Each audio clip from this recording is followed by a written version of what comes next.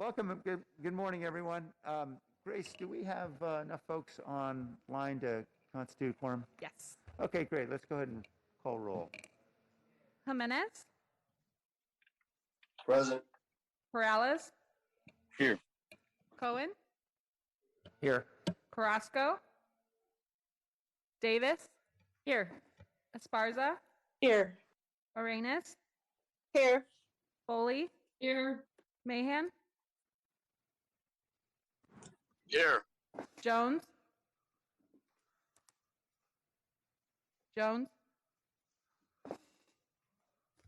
Present. Licardo. Present. Thank you. All right. Welcome, everybody. I know we're going to talk about the city roadmap and backlog prioritization and performance measures today. And we have an entire day set aside for all this discussion. A colleague of mine asked me, is this really going to take the entire day? And as a famous religious teacher stated, we control the keys to our own jail. So, so we will certainly intently listen and hopefully reach rapid resolution depending on how we're able to work through all this. I know this is a lot of material and very complicated, so thank you to everybody in the city manager's team for your hard work in getting us to this point. I should note, I know that one of our leads on this currently is challenged by a broken down car. So he's going to try to get here as quickly as possible. But in the meantime, thank you everybody for jumping in. Okay, thank you very much, Mayor. And we are happy to be here to talk about the city roadmap and get us one step closer to having our 2022-23 roadmap and our backlog list. And with that, I will turn it over to Lee Wilcox, Assistant City Manager, to kick us off. Thank you, Jennifer. Good morning, Mayor and Council, members of the public. Joining me today are our esteemed group of Deputy City Managers, Kip Harkness on Zoom, Angel Rios at some point in time here, Rosalind Huey, Rob Lloyd, as well as our Director of Civic Innovation, Dolan Beckel, Assistant to the City Manager, Eric Jensen, and our budget team, Jim Shannon and Bobby Twong in the box with us. Talking about priorities from the council-approved Mayor's March message and developing our roadmap is what we're here to talk about today. Before I begin, I do want to provide some context and history based off of questions that the council members have asked in the past year. In 2010, as we were grappling with over $100 million of cuts to the organization, then the city attorney's office raised their hand and said, we need a process to prioritize the development of ordinances because of staffing shortages. It was in 2010 and 2011 that the city put together a process for the council to prioritize ordinances that were passed that would be developed by the attorney's office. Over the course of the next several years, this process shifted to also include some policy work by the administration around certain public policy goals facing the city and in the community. It wasn't until 2017 that we formalized that policy work and policy projects were included in this process, and it became known as council priority setting. And it also was during this time that we aligned it with the budget process to occur during the same time, so that any resources that were needed as a part of council policy priority setting process could be adopted as part of the budget. So typically, actions had been taken annually through the budget process around larger projects, larger strategies. And so as we move in this direction today, we've taken the Mayor's March message and put together a suggested roadmap that we'll walk you through. It's because of the struggles in 2020, as the organization was struggling to meet core services that our community expected and depend on, as well as the pandemic services that we have highlighted in the past, that there wasn't a need, or that the administration finally had the need to further merge council priority setting into something new that included not only public policy, but also projects, strategies, and as well as policy. So today, The purpose of the roadmap is to focus the city on our most vital change initiatives and important service transformation. And this process continues to evolve and brought into alignment with the existing organizational structures and processes.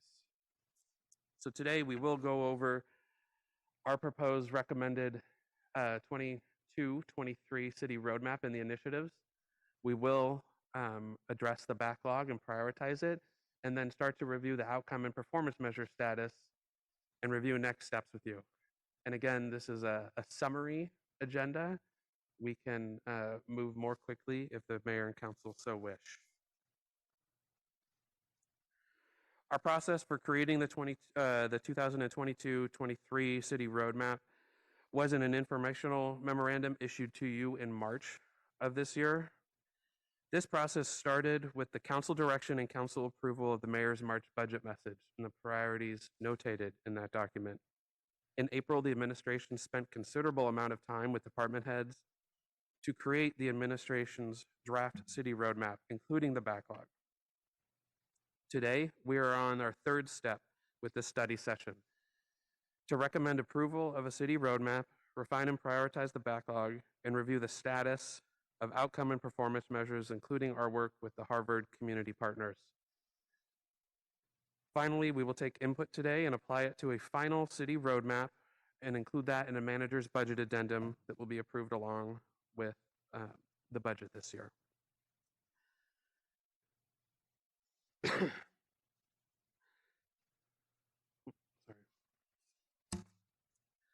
Some of our observations that we'll go into today for the mayor and council to take into consideration is we've done a thorough and inclusive process to better understand the council's needs this past year, as well as the community's needs from a variety of sources, including the mayor's March message, community survey, and other council deliberation.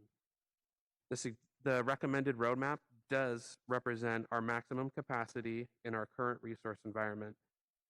And given this, our recommendation today is that you approve the administration's draft city roadmap. I do want to start out with what the roadmap is and what it isn't.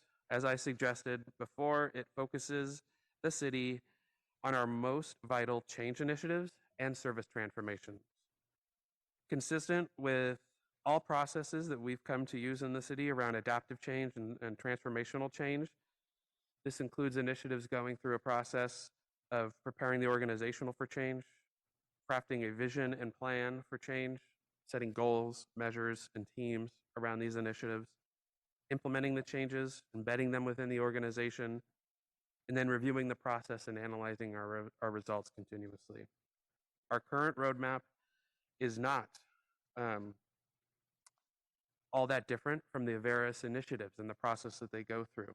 As we build upon last year's growth and evolution in the roadmap, we look at continuous process and improvement where we analyze this process, improve the process, redefine it, and measure its success. So what the roadmap is, it's an evolution.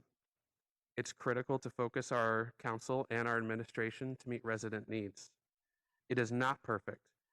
It also is not the only thing that the organization and the administration and council will be dealing with during this year. And it is not the final product or structure of something, but an iteration that will continue to evolve as we learn on this journey together. In terms of organizational learning, this past year of implementing the city roadmap has shown us several challenges, but successes. Some of the challenges that we have learned from is the continued response to the pandemic and adapting the surges, pivoting leadership and staffing. Oddly enough, when the council approved the roadmap this past year, the Delta variant, the Omicron variant, were yet to be detected. We had demobilized the Emergency Operations Center only to reactivate it 37 days later as the Delta variant emerged in our community. Another lesson learned as we scoped that around our capacity was significant vacancy rate and under a very challenging labor market that not only challenged us and our own capacity, but the constraints of our partner networks that we've come on to rely on as we deliver services. And then leadership capacity strengths within the city. The recommended draft roadmap does have initiatives that are in response to some of these challenges, particularly through our Powered by People enterprise priority. Some of the successes for this past year we are celebrating is that we've graduated 14 initiatives and have completed or integrated these initiatives into our core services or combine them with new initiatives that you'll see later today. And you can see that on the slide. As we celebrate the continued learning and refinement of the roadmap, helping the organization be more focused, transparent, measured is our goal in the coming year.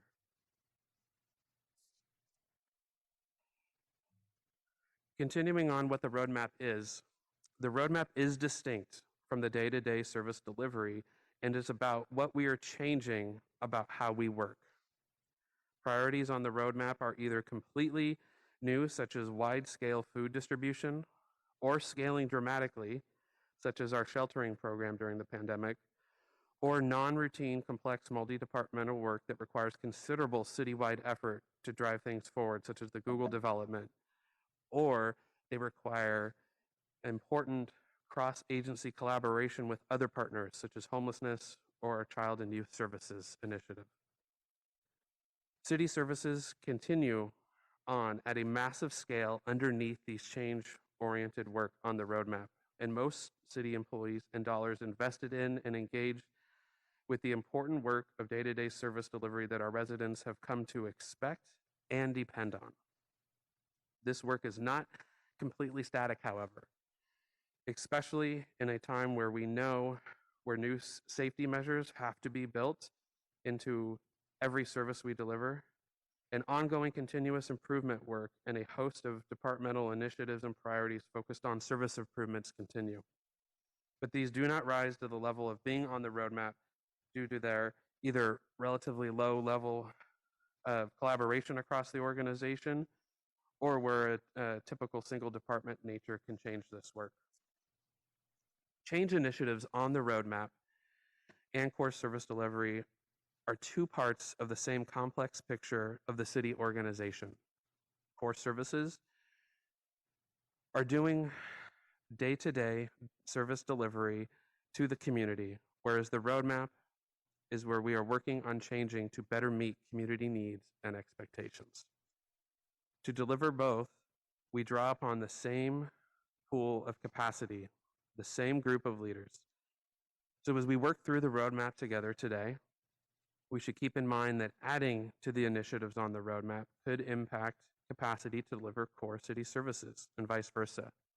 For today, we are focusing on first establishing the priority change initiatives in the form of a roadmap, and then later through the budget process to fully understand the trade-offs between adequately resourcing these desired changes and the ongoing hard work of delivering our existing services well to our residents. Before we engage on the rest of the roadmap over the next few years, I do want to touch upon two important things. One, how we are approaching our objectives, outcomes, and performance measures while embedding equity into all the work that we are doing, and the evolution of the roadmap priorities. San Jose has long been a model in the public administration world for how we budget, how we invest, and how we put together our budget. Starting with our performance-based budgeting, investing in results from over a decade ago, to transitioning to a program-based budgeting where we can measure programs more effectively. Continuing on this work to improve ourselves, in 2019, the city began an internal process of looking broader and to modernize our approach to measuring our objectives, our performance, and our outcomes in the budget. This effort was put on hold in February of 2020 as the administration shifted focus on the then emerging pandemic. Today, you will see in the proposed administrative draft roadmap that we are recommending prioritizing this work where we can align the roadmap and CSA outcomes and performance activities across the entire organization. In addition, this effort will include the integration of equitable community outcomes and indicators as we continue to operationalize this work into how we work.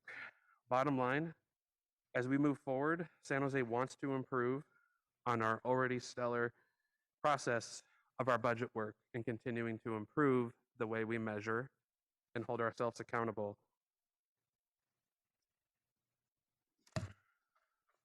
With that, I am handing it off to Eric Jensen.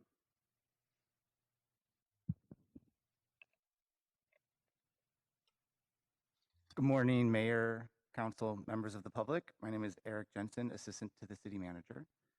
As part of building the next year's city roadmap, staff examined a variety of sources that contain the types of initiatives that belong on the city roadmap.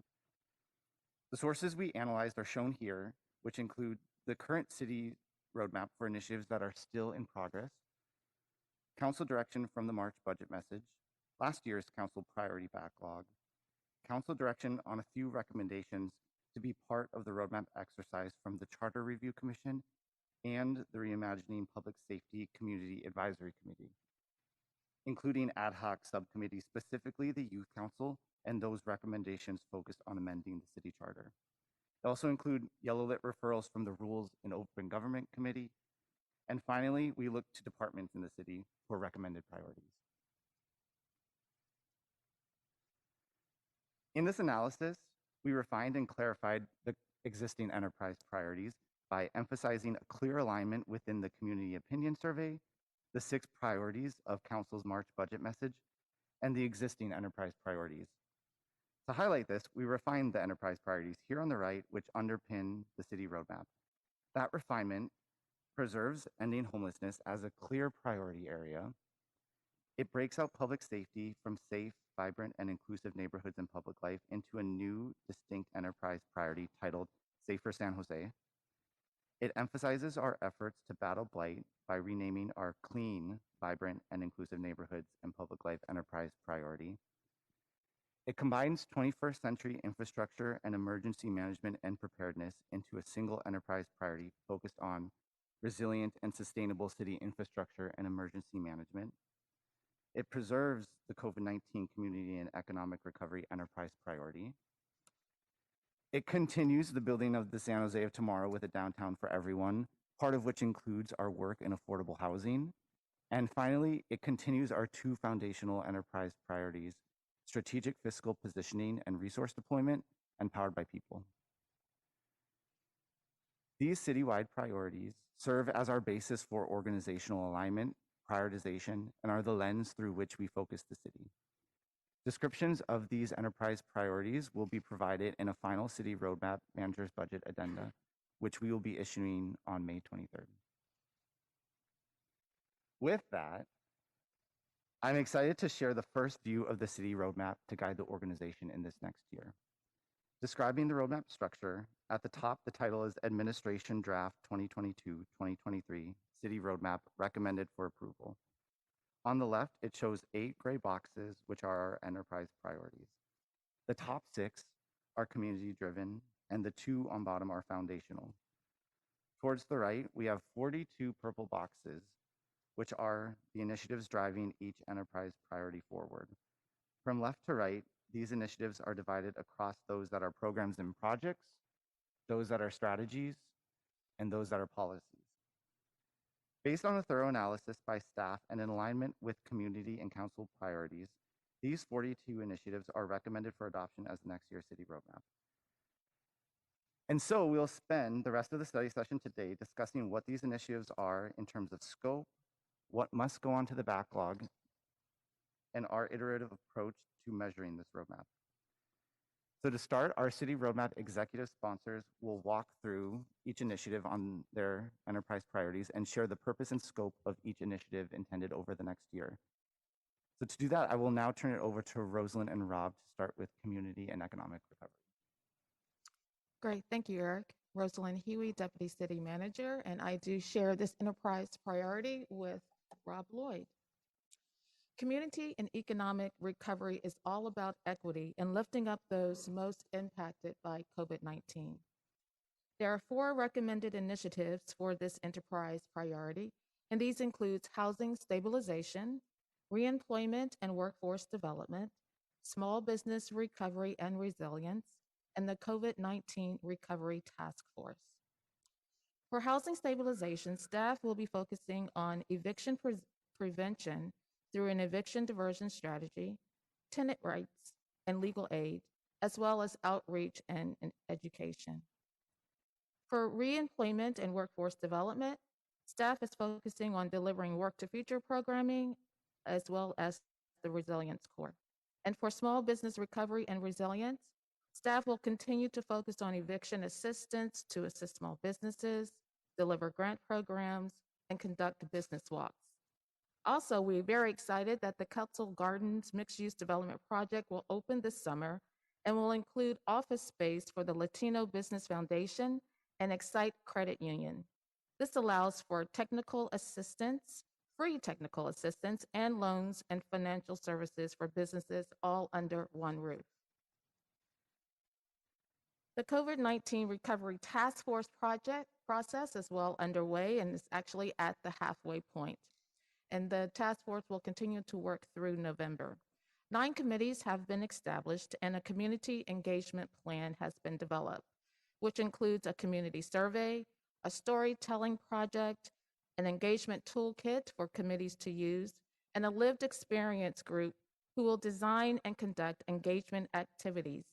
These activities will start next month, along with hiring promotoras through community-based organizations who will reach our residents and businesses, gather their input, and connect them with existing city services and resources. After gathering the community input, the task force will develop recommendations and a final report, which will be submitted to City Council. The fiscal year 22-23 proposed budget includes $2 million to support task force recommendations. And with that, I'm going to pass it on to Kip Harkness to go through the next enterprise priority. Thank you, Rosalind. Good morning. Kip Harkness, Deputy City Manager. I have the Resilient and Sustainable City Infrastructure and Emergency Management Enterprise Priority. A great city has great infrastructure, that often invisible network of pipes, roads, wires, facilities, and spaces that connect us and enable the daily utilities that make modern life possible. Every day, this infrastructure quietly brings us water, electricity, broadband, and takes away our sewage, garbage, and recycling. Today, our city's infrastructure faces 4 simultaneous challenges. 1, we must rehabilitate our existing aging infrastructure to ensure we can continue to provide the backbone of day-to-day public services our community relies on. 2, we must grow our infrastructure to accommodate more people as we welcome an additional 400,000 to San Jose over the coming years. 3, we must become more sustainable as the already variable California climate is being made more erratic by climate change, bringing with it deeper droughts and necessitating a shift away from fossil fuels and toward renewables. Finally, we must become more resilient and recognize that earthquakes and natural disasters are inevitable and often increasingly likely because of climate change already underway. As a council, you have made significant investments in developing infrastructure suited for our future, from our massive rebuild of the regional wastewater facility to the launching of our innovative community energy department.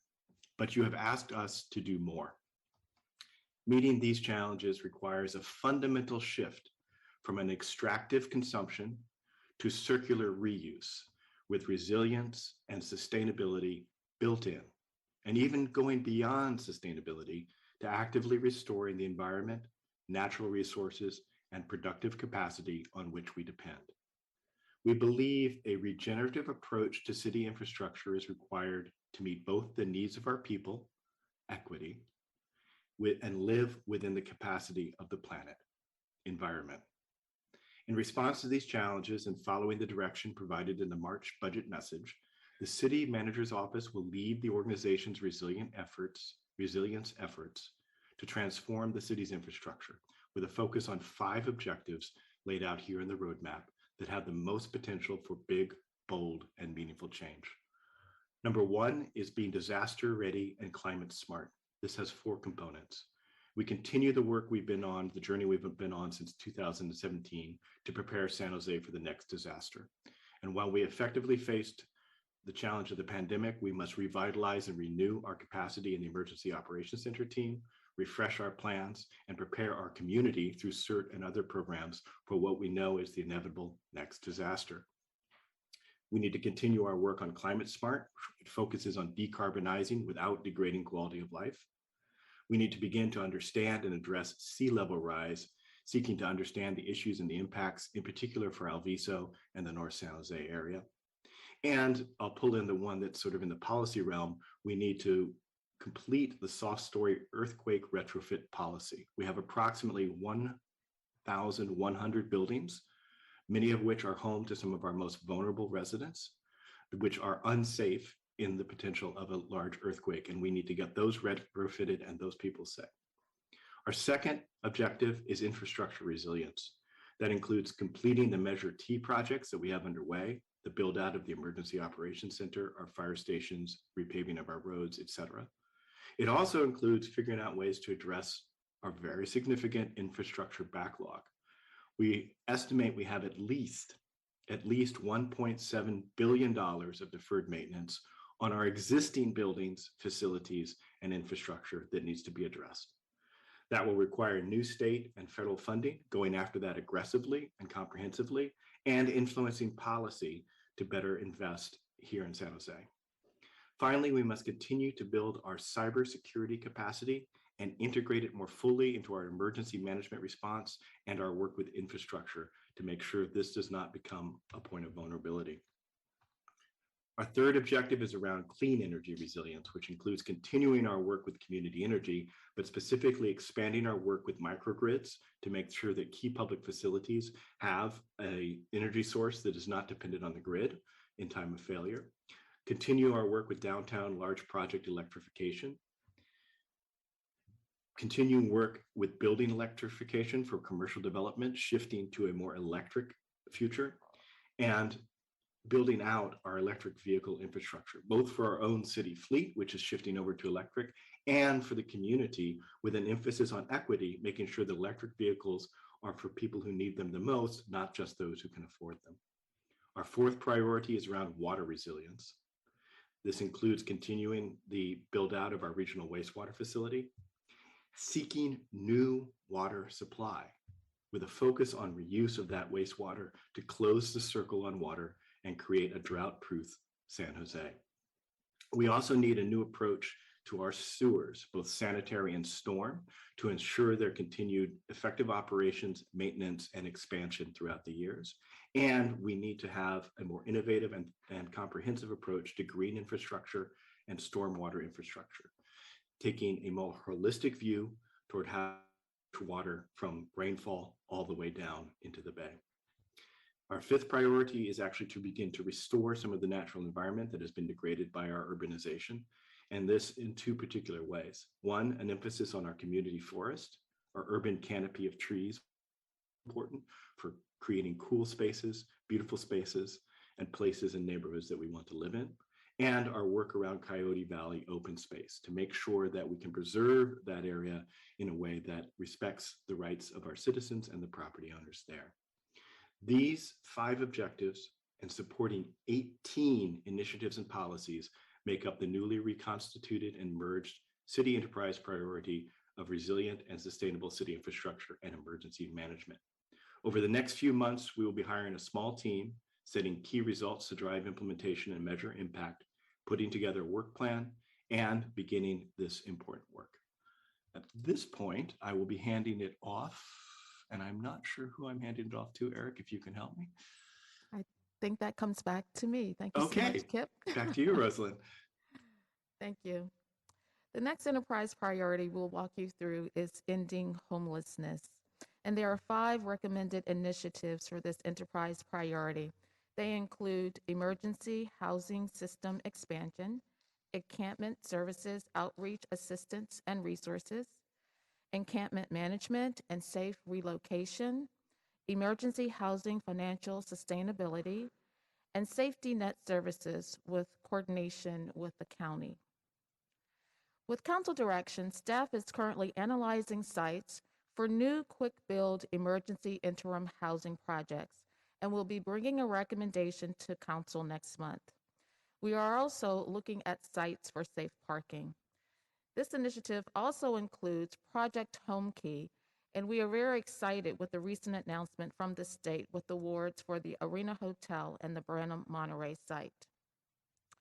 Staff is also looking to expand encampment services, outreach, assistance, and resources.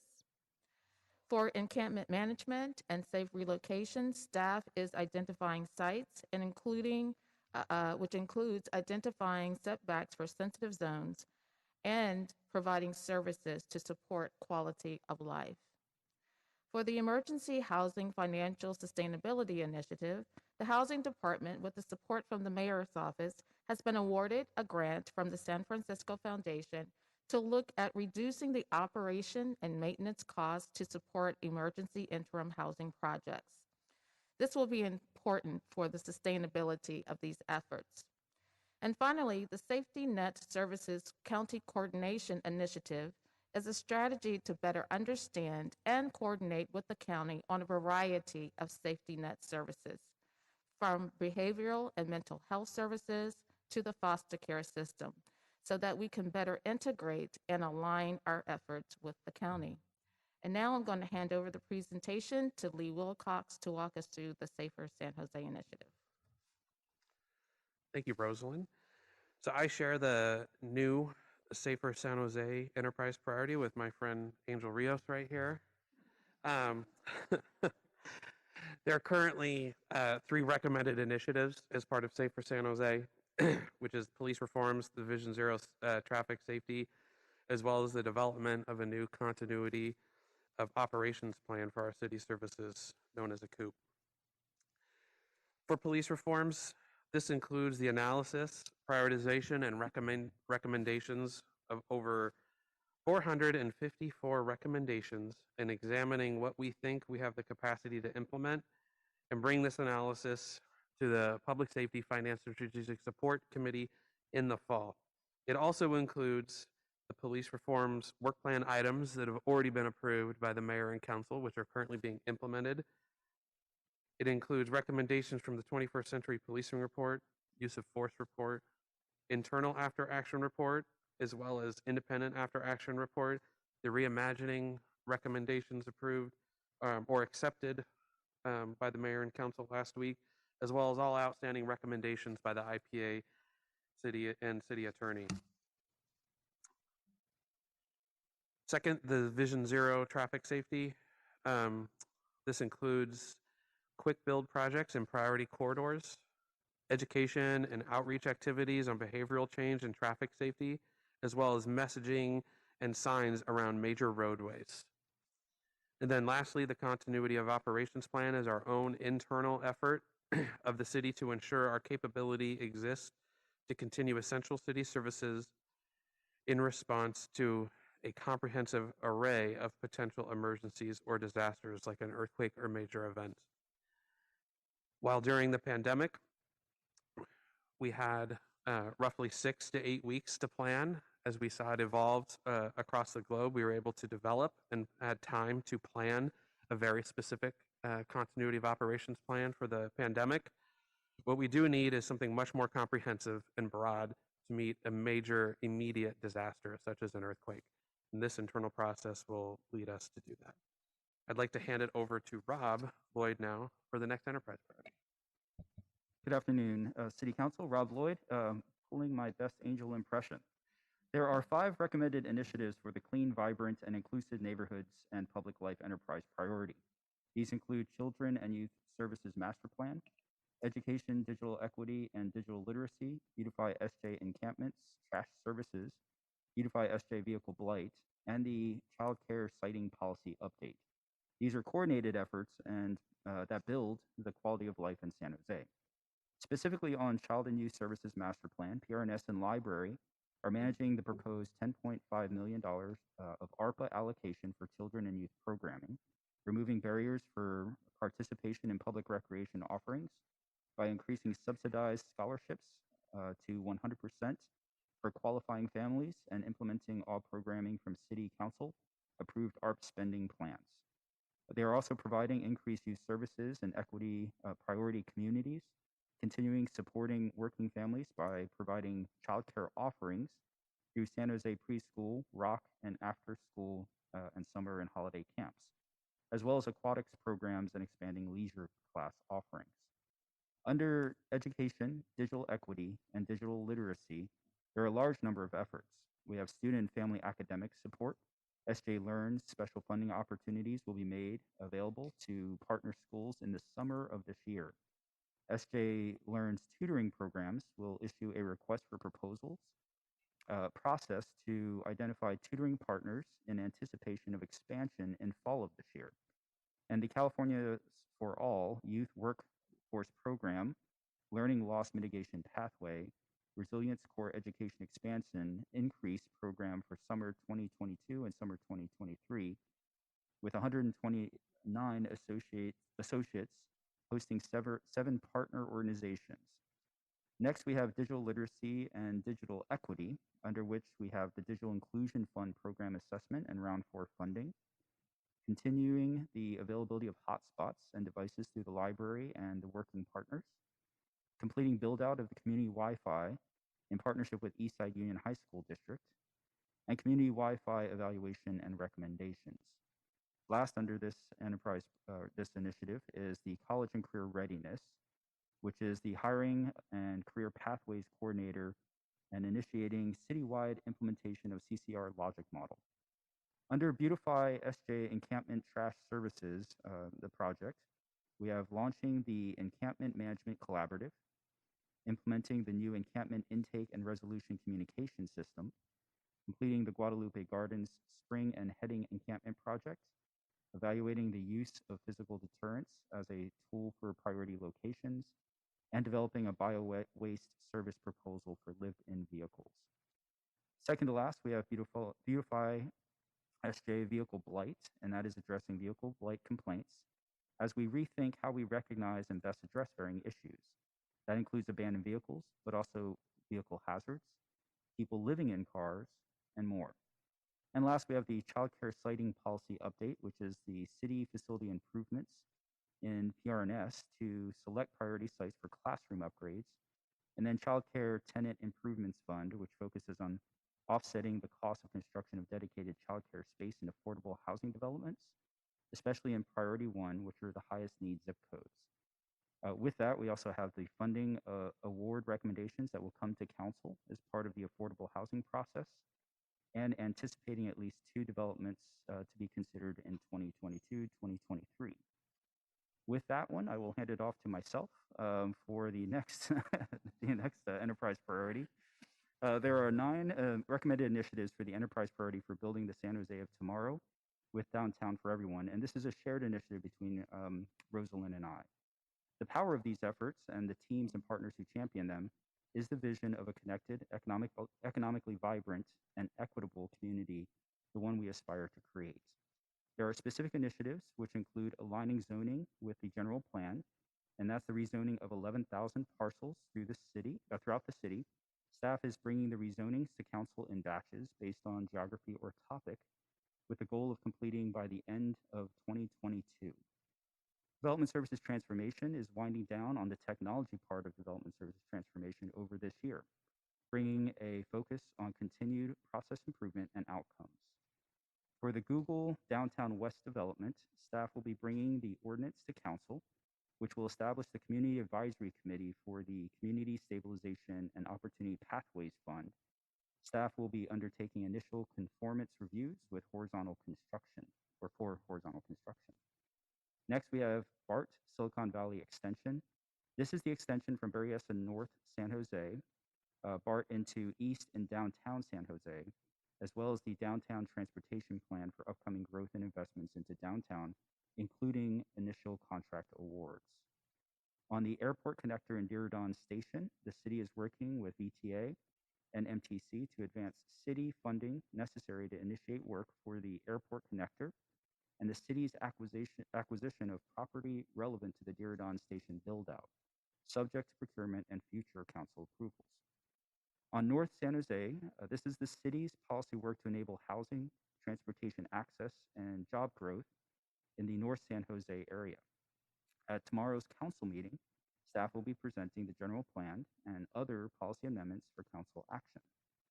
High-speed rail, this is Central Valley to Silicon Valley and is the next major leg of the California high-speed rail system that will be constructed when funding is available.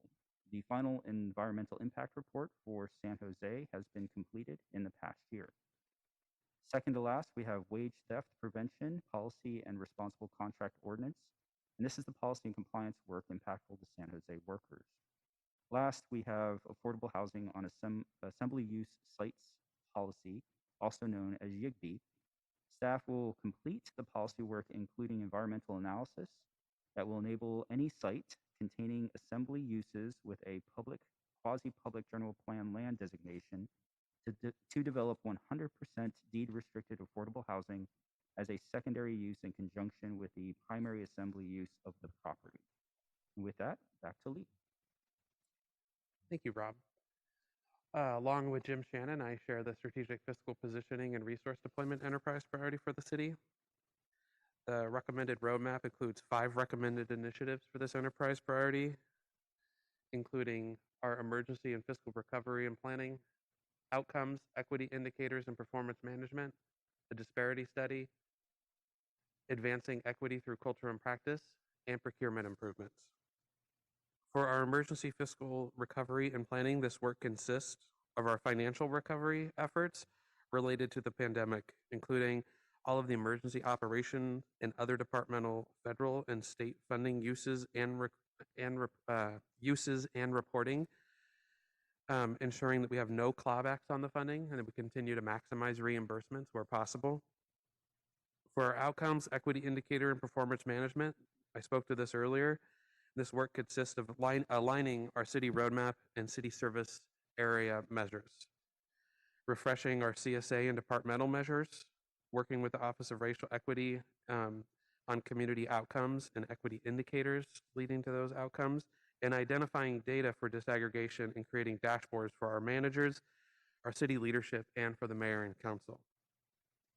Next, the Disparity Study will identify barriers that our local minority, women, and veteran-owned businesses faced in our procurement processes within the city of San Jose.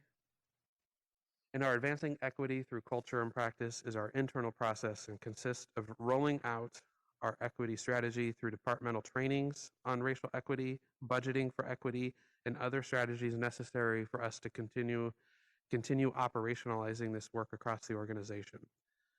And lastly is our procurement process, which consists of our work with Guidehouse to create a multi-year transformational plan on our procurement processes throughout the city.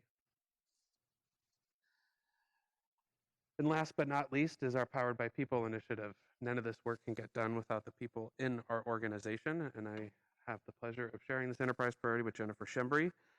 And this year, the roadmap includes 5 recommended initiatives for the Power by People enterprise priority, including our workforce diversity and talent pipeline, our citywide hiring, our employee retention and well-being and growth, our digital workforce, and lastly, our customer service vision and standards.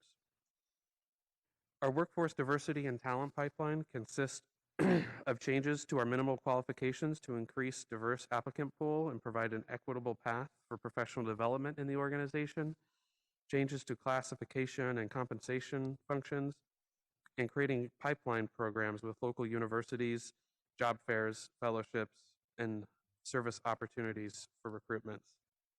On citywide hiring, this continues the agile process that we've been communicating to you for the past several months to prioritize vacancies and increase data sharing between departments and our human resources department, bringing greater focus on hiring and greater focus on hiring. And lastly, launching a new RFP for the new application system to improve the application experience for those applying to the city. For our existing employees, under employee health growth, or our employee well-being growth and retention, we're going to continue our work with departments on our trauma-informed and resilience-oriented care programs, redesigning the employee assistance program, working with employee health services, unifying the city's safety policies and programs throughout the city, and continuing our learning and development opportunities to engage, grow, and retain our very talented workforce. On digital workforce, we'll continue focusing on our business process automation work to build more efficient and effective digital workflows throughout the organization. We'll be launching a new RFP and beginning implementation of a one city workforce to create a more modern intranet system to connect employees, people, processes, and information throughout the organization. And last but not least, we'll be launching the customer service vision and standards in the next year and bringing on a consultant to do discovery work and create a vision and set of standards for how we deliver customer service to our residents, businesses, partners. And this will include creating a multi-year transformational plan to implement the recommendations over time, including quick wins within this year. And with that, that is the draft roadmap, and I'll hand it off to Dolan Beckel. Thanks, Lee. Dolan Beckel, Director of the Office of Civic Innovation, here to conclude the first section of our presentation. Once again, these 42 initiatives that you see here in front of you are really the heavy lifts. They represent the maximum amount of work the administration can accomplish within our current estimate of available capacity next year. We believe we've been thorough and thoughtful to align these enterprise priorities initiatives with the community survey and the 6 priorities set forth by the council in the March budget message. The city roadmap and the associated processes will bring focus and alignment to this complex work to maximize our impact to the community. We recommend that the council approves the draft 22-23 roadmap presented here. Later in the study session, we'll have the opportunity to prioritize the backlog. The backlog is the pipeline of priority change initiatives and service transformations that are next in line to be worked if the administration finds the capacity to take on additional work beyond the roadmap. This concludes our discussion on the draft roadmap and initiatives. We believe this is an appropriate time to take public comment and then staff. In fact, it looks like all senior staff and initiatives are in the audience here to take questions and feedback from council. We appreciate everyone being here for hopefully half a day, and we'll turn it back to council. Thank you. Thank you, everyone, for the presentation. Let's go to public comment. Blair Beekman. Hi, Blair Beekman here. Boy, that was quite an impressive reading this morning. Thank you from everyone. You have very nicely noted the need of natural disaster preparedness. I was very surprised. Thank you that you've done this. I've learned, hopefully, the language that even as we're offering these preparedness practices, they are what every city should offer its community in how we prepare for our future. I don't know how exact these things may be happening soon, but to be prepared for these things, to make the steps and talk about it openly, that's key. That's building community. That's building community safety. So thank you very much, not just with earthquake issues, but say with water preparedness issues. With this work, an important reminder that a majority of this work is the concepts, I feel, of health and human services ideas. These aren't ideas that have, there's possibly a few logistical ideas that may be needed by the police department, but on the whole, this doesn't have to be a large law enforcement exercise.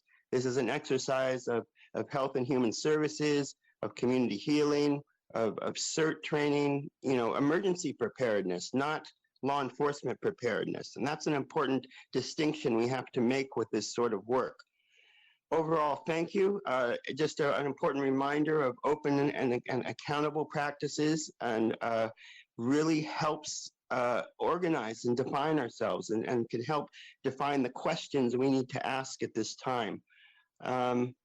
Overall, thank you for this work, and good luck how we can talk about these sort of issues openly in the coming year so we can feel safe and assured of ourselves. That brings better practices. Thank you. Luis Auerhahn. Hello, good morning, Mayor and Council. Louise Auerhahn with Working Partnerships, and I appreciate this report and want to thank the city for putting the responsible construction ordinance and wage theft policy back on their roadmap, and urge you to move forward with them quickly. As you know, we have been waiting on these for quite a long time. This City Council prioritized them. I believe it was back in 2018. And in all that time, wage theft in San Jose, and especially in the local construction industry, has continued to grow and become an alarmingly widespread crime. And it's a crime that is directed especially against vulnerable Latino and Asian workers. Wage theft targeting workers of color and immigrants contributes to being a major source of pay inequity. Latino construction workers in San Jose bring home 38% less pay than white construction workers, and some part of that is due to wage theft. This responsible construction ordinance will put another tool in the city's toolbox and will further empower workers to be able to collect on wages that are owed them. It gives you a tool to hold bad actors accountable when they've broken the law and when the state has found that they do in fact owe back wages to their workers. So I want to thank you again for adding this item back in, long overdue, and also thanks for the renewed focus on supporting the city workforce, which is also essential to support all of those people who've worked so hard to hold our city together through this time and who will be essential. And we need to retain and recruit and fill and keep those vacancies in order to provide all those services that our city needs. Thank you. Palo Alto Data Group.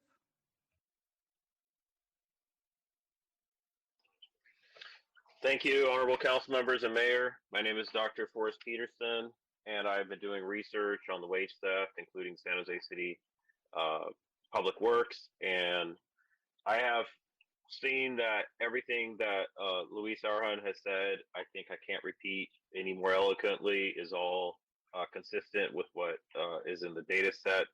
It's been an issue. You know, the city council provided Stanford's Center for Integrated Facility Engineering at Stanford University a commendation for the work that they did in support of putting this on the roadmap back in 2018. So my comment here is simply that I support adding the responsible construction ordinance and the wage theft prevention policy onto the proposed roadmap. Thank you. Sangeeta. Hi, my name is Sangeeta, and I'm an organizer with Save the Bay. I just wanted to say we're very grateful to the city for prioritizing green stormwater infrastructure as a climate resilience measure in the upcoming budget process.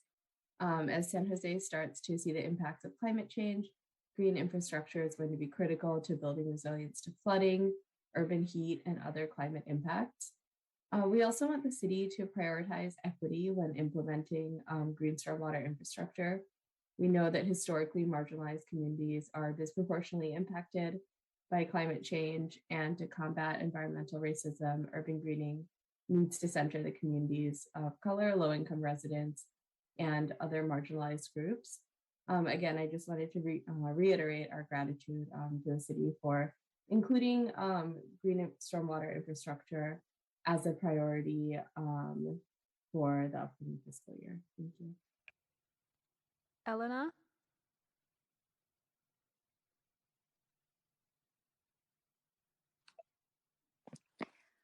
Hello, council members. Thank you for the report. I did notice, I wanted to point out the one thing that was missing was the community engagement and some civic participation education.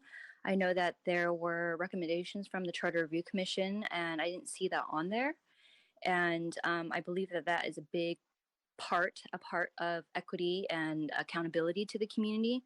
And I would also like to point out that one of the main priorities on this roadmap that had the most recommendations was the police reforms, which had one of the most robust community engagements that we've ever had in our city. So I think there is a lot of energy and there is a lot of will from the people who want to participate in this process. And I think forsaking that is forsaking the collective intelligence that the community has and the lived experience that we have in facing some of these previous decisions that were made by the city. And so I think that there should be a focus on community engagement, and especially from the Charter Review Commission and as well as the Reimagining Public Safety Commission and all boards and commissions. Our boards and commissions right now have a high vacancy of 40 to 60 seats that are empty every year. And these are seats where people can come in. It's the one place that we have to work with city staff and our legislative people that we've elected to co-create policies and solutions and ideas. And without investment, people obviously are not participating in it. It's not very accessible. And I think community engagement will help people follow along and show up at the right place and the right time with the right information so they can participate meaningfully with intention and, the best use of everybody's time. But without investment and priority on that, we're not going to have that. And the solutions that you keep coming up with are not going to meet the most vulnerable and marginalized communities. Back to the council. Thank you. All right, let's return to the council for questions and comments. I'm not seeing any of my hands from my colleagues here, and so we'll go online. I'm not seeing anyone with their hands up, so I'm gonna blurt out oh, there we go, Councilmember Brawls. Yeah, no questions. Actually, I'll just offer some appreciation as well. I think this has been quite a process. Since I joined the council, the priority setting, as Lee described, has iterated, and obviously it started back in 2010. And I think the most important thing is just the recognition that we can't do everything we want to do. And we would love to. We'd love to have the money, we'd love to have the personnel, and we'd love to be able to tackle all these very important things. But we have to prioritize it. And I think initially that confusion as we were starting out, at least when I took office, on what goes into priority setting. Is it just the policy work, right, as Lee was describing that iteration? So I like where we've gotten, because it's much more comprehensive. It's all inclusive, because we recognize it's not just work in the city attorney's office or policy work on particular departments. Anything and everything that we are working on is going to take effort and energy, personnel, money, and it's going to be cross-departmental, different service areas. And so I think what we have now is much more comprehensive, and it's a better understanding, and it helps us to be able to tackle the emergencies that come forward, like with the pandemic. And that's when we've really gotten down to this level of specificity. And so it took that emergency for us to, I think, do a better job at honing in all of our efforts, understanding everything we're trying to do, and then making the tough decision of saying, what are we going to have to put on the back burner? And so I know we'll talk a little bit about that again later today, as we look at what things sort of are going to be next in line, if you will. But I think what we've set up here for a roadmap for the coming year is spot on, and I think that the work that we have waiting in line, I look forward to that discussion as well.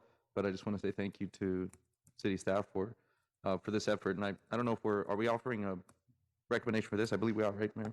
I think they're looking for a motion to. I'll move approval of the roadmap recommendations. Second. Thank you. I didn't hear who this second was. Hopefully Grace got that. Maya Councilmember Sparza. Readiness. Great. It was Maya Sparza. Councilmember Sparza. Thank you, Councilmember. All right, Councilmember Mahan. Thanks, Mayor, and thank you to staff for all the great work that's gone into this. I appreciate what has been clearly months of thought and deliberation. And I'm excited about many of the projects on the roadmap. At this level of detail, at least, they make a lot of sense. And I appreciate that, much like the mayor's budget message, they reflect what I'm hearing out in the community as top priorities. I think the emphasis on homelessness, safety, blight, affordability. I mean, these are the kinds of things that we hear our residents talking about, asking about every single day. And so I do really appreciate that alignment. And I'll be supporting the motion. I do have a couple of reflections or pieces of feedback maybe for the future, just as I'm digesting this and thinking about it, and curious if Lee or others have any responses. And so the two main things are this. Number one, I find the division between core city services and change initiatives a little bit fraught. I worry that it maybe more reflects the structure of the city more than what it takes to solve problems. I worry that the core city services are, the service delivery within a department versus a change initiative that we're trying to drive through the city manager's office. And sometimes the way we solve problems reflects how we're organized more than what it actually takes to deliver the outcome. And I guess the reason I bring that up is that I actually think many of the places where we need the most change and emphasis and iteration are actually in the core services themselves. And so we could, as a hypothetical, decide, and I'm throwing this out there, I'm not arguing this should be our top priority, but we could just say the response time to priority one calls from the police department and customer satisfaction with those calls is our number one priority. That lives within one department. It's very much a core service. Does it need to be cross-functional? Does it, would that qualify as a change initiative? I worry that that division may unintentionally push us to look at the new, exciting, different things versus doubling down on refining and making more effective the core services that touch the most residents every day. And so can you just talk about how, Lee, how you think, we've talked about this a little bit in the past, how you think about that distinction, and am I wrong to be worried about that potentially taking our focus off of the importance of iterating on and optimizing existing services that live within departments? Yeah, I'll start and ask Dolan to jump in after I'm done. I think you bring up a great point. And I think, specifically, I think you're kind of referring to slide 6 as well. Yes. I think part of that for us too is, as this process has evolved, is thinking, what goes on a roadmap is changes needed. And so with your example there, priority one calls within the police department, it might not be an effort that's across the entire organization. However, we decided to just focus on that. Right now, we probably do have two paths.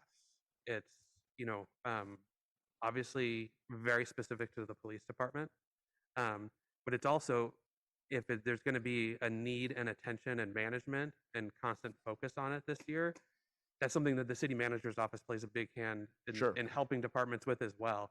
And so it could be something that's in core services. Like I said, there is a lot of stuff that is very, very important to the organization and to our residents in that core services bucket. We could also, go on a roadmap as well if we did want to bring in others or focus and leadership from the city manager's office. So I think that's something that we'll continue to refine this year. But again, I think the most important thing in slide 6 is what we're trying to get across is that ability for us to say focus and add capacity on the roadmap stuff could take time and attention away from core services. And some of those core services aren't just what residents expect, but they also depend on. And so those two things aren't mutually exclusive. They're very much linked.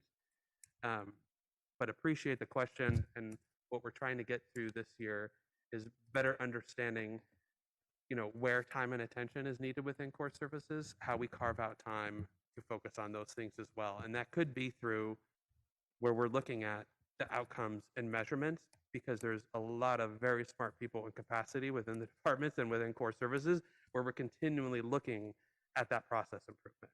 It doesn't necessarily need to be on a roadmap for us to improve on something. That's part of what we expect departments to do in core services every single day. Right. And if I could just add, so I appreciate the response, Lee. So just to put a little finer point on it, we expect all departments and all their core services and programs to have that continuous improvement spirit, and that's why we measure down at the core service level, so we can keep ourselves accountable to that. Obviously, factors like funding affects how well we can like improve response times, how many cops we have, and how other things that go into that. But if you, on this particular roadmap, to where we do have like the crossover of core service focus, it would be like, example would be citywide hiring. Obviously, that is a core function in every department, but it's a bigger organizational issue right now that's being led with by the HR department, but all departments are involved. It takes a focus citywide if we're going to make a dent in really reducing our vacancy factor and then also retaining our employees. So that's why that's on the roadmap.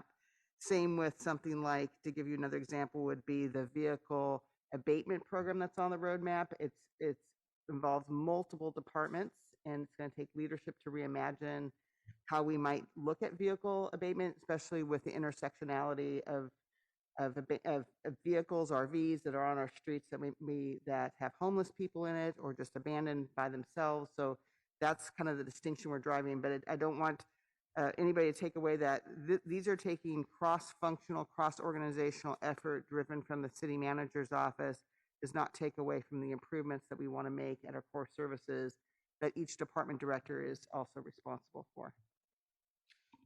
Yeah, I appreciate that. I mean, I think, Lee, to your point, the value of slide 6 in part is saying that there are trade-offs, and that's kind of the same point I'm making, and I appreciate that. I just worry that if we say, well, these are core city services, I'm worried about there is going to be a bias in the nature and what we focus on at the council and the quality of the conversation we have at this level. If we put the core services in the big gray box here, that's kind of the iceberg under the surface of the water versus the change initiatives that we focus on here.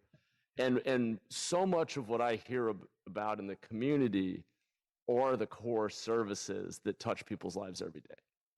Why can't I play soccer in the park because it's so full of gopher holes? Why are the roads not better maintained?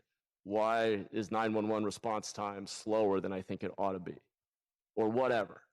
And I guess my worry is the way that we've structured this is a reflection of sort of the structure of the system, the complex system we're running as a city. But the reason I always want us to start the conversation with the goals, what's the outcome we're trying to drive for our residents, is that we're inherently, just by the way we've structured this, biasing our conversation toward a bunch of new cross-functional initiatives that are all great and important, but by default, we're spending less time talking about what exactly is necessary to drive that optimization of core services that are the things that I actually hear a lot more about from residents. I just think that we've structured this because we've started from, well, there's the departments and the core services. Now here are the change initiatives that we see as cross-functional that are the future. It's all important, but I would prefer if we started from a stack ranking of the goals that our community has, and we actually structured the whole thing around the outcomes we're trying to drive. I find this division to be somewhat unproductive. Okay. I mean, appreciate the feedback. I think, the point of slide 6, and I would just say we spent an awful lot of time on that. And there's a reason that it's laid out the way that it's laid out, with the change initiatives not being on the top. It's not the peak. And I wouldn't say necessarily it's a workflow. Sometimes the cross-departmental work, a lot of the things on the roadmap are actually not just contingent on our own efforts and our own performance, but our partners as well. And so that cross-agency work, it takes on a different form. And so things are in startup mode, so we may work around them differently. So definitely get your point on this might be organized in a way that captures the way we work versus what we're trying to prioritize. Right. With that said, I think where we're trying to go with this slide, and as part of the evolution, is to get to a point where you guys have had a conversation over the last year, is around that trade-off. And so just to go down a level, as an example, the police reforms bucket. You're absolutely right to use that as an example. There's going to be trade-offs there. And that's our job as staff in the next iteration when we come forward into PISPIS, is say, of these 450 recommendations and everything else that's followed through, here's what we would prioritize. But here's also the core services that we may need to do as well, and for you guys to give us direction there, because that's a conversation I think that you want to have, and those are the trade-offs. And so part of the alignment of the performance management and the outcomes that we want to do this year is for us to be able to have those trade-off conversations. And I think through that, maybe this can be organized better, but that is part of where we're trying to go. Got it. And it may be structurally impossible, but I would personally prefer to see a roadmap for the city holistically that includes what we're doing to improve core services. I worry that a roadmap focused on the new cross-functional change initiatives for the future draws our attention there, when I think we need to be spending more time as a council talking about how we're working with you all to improve those core services. I think I'm out of time, so I'll pause there, Mayor. I did have one other thought, but go ahead. Okay, we'll come back. Thank you. All right. I don't see, actually, I want you to keep going because I don't see other hands raised at this moment. Oh, you do? All right, let's go to Councilmember Davis, and we'll come right back to you. Thank you. When you went through the roadmap, I was trying to take notes, and there were some items I have to say I just missed because it went by quickly, and I'd like a little bit more detail. So on slide 10, the reemployment and workforce development, can you talk about the details of that one? All I wrote down was work to future and then the question mark. So it was going by pretty quickly. And these are items that I think are really important. Thank you, Councilmember. Jeff Ruster is here to give you more details on that initiative. So the reemployment plus workforce development is all the work to future driven. Is that correct, Rosalind?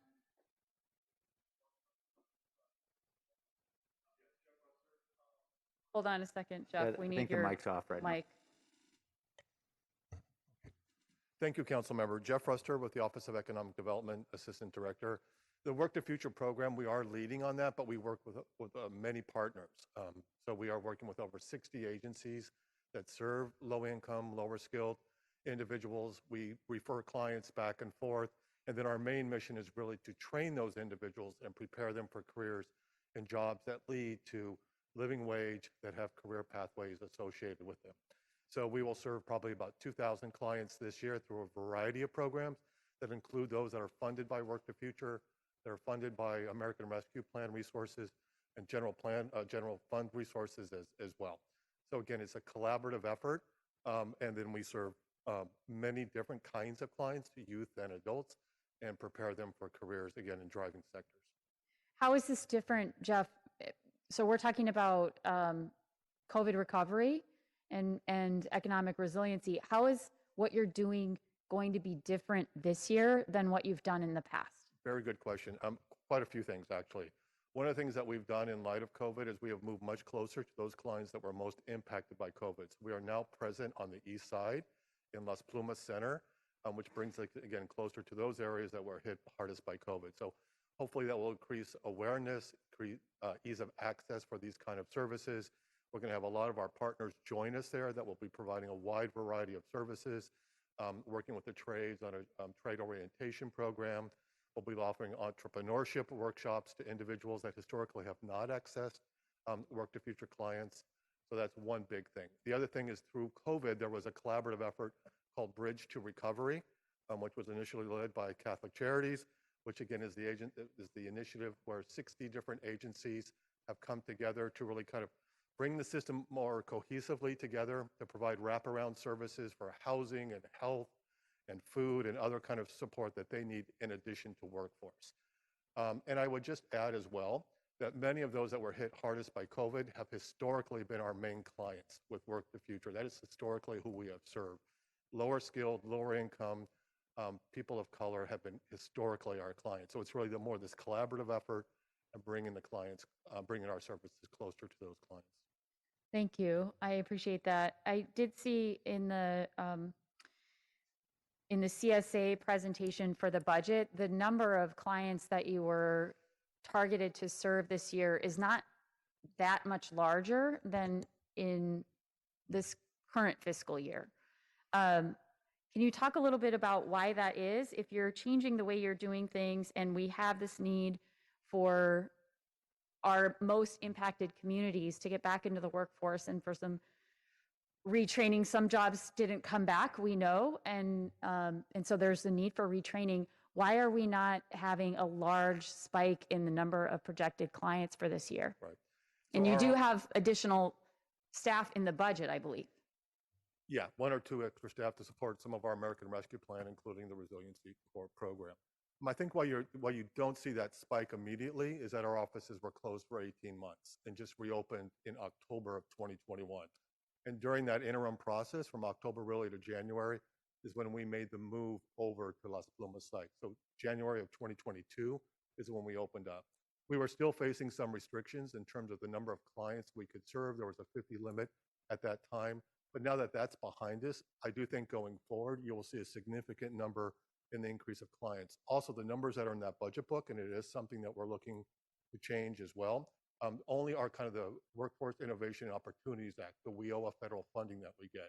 It doesn't include other types of programs that we have for San Jose Works, which is general fund, or ARP related resources. Yeah, thank you. I think it would be beneficial for all of us to know how many clients you are actually serving, regardless of the funding source, and to report that to us. And I see Jim is nodding his head, so I'm glad that the budget director agrees with me on that. Because it doesn't look like you are having as big of an impact as you're telling me that you're having. So we need to know, and I hope that you're tracking what, regardless of the source of funding, that you're tracking all of these clients and giving us unduplicated clients that you've been serving and what the outcomes are for them. Absolutely. The only other thing I would add, Council Member, and I appreciate all your comments, is that we served about 5,000 to 6,000 additional clients that were never enrolled in our program during that kind of core COVID period. Those numbers were not counted as well. So those are people that went to our virtual job fairs, that accessed our online trainings that we had, or our virtual workshops. So there were a lot of clients that we did serve that are not being counted in that particular number. Okay, thank you, Jeff. And then the next item on this same slide that I had questions about was the small business recovery and resilience. I heard Business Walks and Latino Business Foundation and Excite Credit Union in one location, and I heard eviction assistance for small businesses. Is there anything else? I got to say, the Business Walks in terms of business economic resilience doesn't really seem huge, and I'd like to know more about why we think that that was worthy of discussing, honestly, because it seems like a small thing to me. Sure. Thank you, Councilmember Davis, for your question. Blagis Lalich with the Office of Economic Development. I think Rosalind was probably just trying to keep her comments very tight because there's actually a lot that we've been doing for supporting small business recovery and resiliency. There's actually, we put out 2 memos, one just in March to the Community and Economic Development Committee, and the one the previous September that outlined kind of our comprehensive work plan that includes things like supporting underserved neighborhoods with new business district managers and technical assistance for small business, and building organizational capacity for community-based organizations that work in those districts. We have the small business grant program that you heard about earlier or last week in our presentation, CED presentation. That's the $2.5 million for outstanding rent debt that we're launching. We launched this month that we hope will serve about 300 businesses. We have the partnership with Start Small, Think Big that works not only on the rent eviction program that Rosalind mentioned, but that has wraparound services for other legal advice that small businesses might need as they're experiencing difficulties during this time. So we do have a much more comprehensive plan of small business recovery, support, and resiliency. I'm happy to forward those 2 specific memos that lay out much more detail about our program. I can just jump in really quickly as well, just so that we didn't speak to you for 4 hours straight. We definitely summarized a lot of the work that was in these boxes. So our next body of work, other than once council approves, whatever is on the roadmap, and as part of that final MBA, is we will be, as soon as the budget is passed, working with all the initiative leads to build out the vision, outcomes in all of these boxes, and a more formalized work plan that the mayor and council will be able to engage in more fully around some of those details. Thanks. I appreciate that. I just know that we may get into some horse trading here about what goes, which boxes belong in here and what gets swapped out. And so I wanted to make sure, honestly, that when we're talking about pandemic community and economic recovery, that I knew a little bit more about these boxes, because I think these 4 are the most critical ones in the upcoming fiscal year. So that's why I asked, and I completely understand that you guys have to do an overview for us. But it's very helpful to have this level of detail. So I really appreciate it. Thanks, Blage. Sure, no problem. That's it for me. Thank you. Councilmember Perales? Yeah, thank you. And I was, I'm actually was intrigued by what Councilmember Mahan was saying on sort of the discussion around how we look at the roadmap, and was trying to consider what that might look like for the core city services. And I was kind of rescouring through the budget to kind of get an idea. My understanding, number one, with the core city services is that our budget document sort of is that document of our roadmap for all of our core city services. And then looking at it, for instance, in the example that was brought up on reducing, the response time or something like that under the public safety city service area, we do break out percentages, and we're looking at, what's happening there, what our goals are. I'm curious, what might that look like if we were to take the budget document in these 264 core city services that are qualitative in nature, that we can actually measure, that we are breaking out in the budget. What would that actually look like to turn it into a similar document? I don't know if, I guess I'm kind of curious. I don't know, maybe I'll ask Councilmember Mahan first, but I'm kind of curious, is that your thought, like similar to a document that we're looking at here with this roadmap, but taking those 260 forward that we have within our budget document and just putting it into a similar kind of presentation of what we're looking at today? I appreciate the question. I'd recommend that we focus in as a council on a much smaller set. The departments for their own internal performance management will need probably much more complex systems than we're going to be able to grapple with at the council level. But my observation is that the performance measures in the budget kind of sit there. We dutifully collect the data. They often don't change much. We don't have a lot of conversation at the council level about which ones are most important or what. Or ask a lot of questions of the administration of how we're going to change them. And so we'll see very important metrics that are at 85% of goal year over year over year over year, and we don't have a lot of conversation about whether or not that's a problem or we want to invest to change that. My observation here is that by calling this the 2022-2023 city roadmap and having it beautifully designed and dedicating a whole meeting to it, these change initiatives will be where we most focus and put our emphasis. And I want to make sure that as we put the emphasis here, we're not unintentionally making a trade-off we don't even realize we're making, which is that we're focused on the important, certainly, but the shiny new objects versus what is the trade-off we're actually making versus core city delivery of core services. And because they're in very different formats, and the budget's 1,000 pages long with 300 some performance measures that are pretty much static every year, it's hard to know, are we really being strategic about where we're putting our emphasis and our resources and putting the right focus on what we want to change for our residents? Because the questions I so often hear are about core city services, but we're having a whole meeting here talking about these futuristic change initiatives that we also know are important. And I'm not arguing that we should only do one or the other. I want to see more of a synthesis so that as basically an oversight body, we are consistently thinking and asking questions and putting the right emphasis on what matters for our residents. And to me,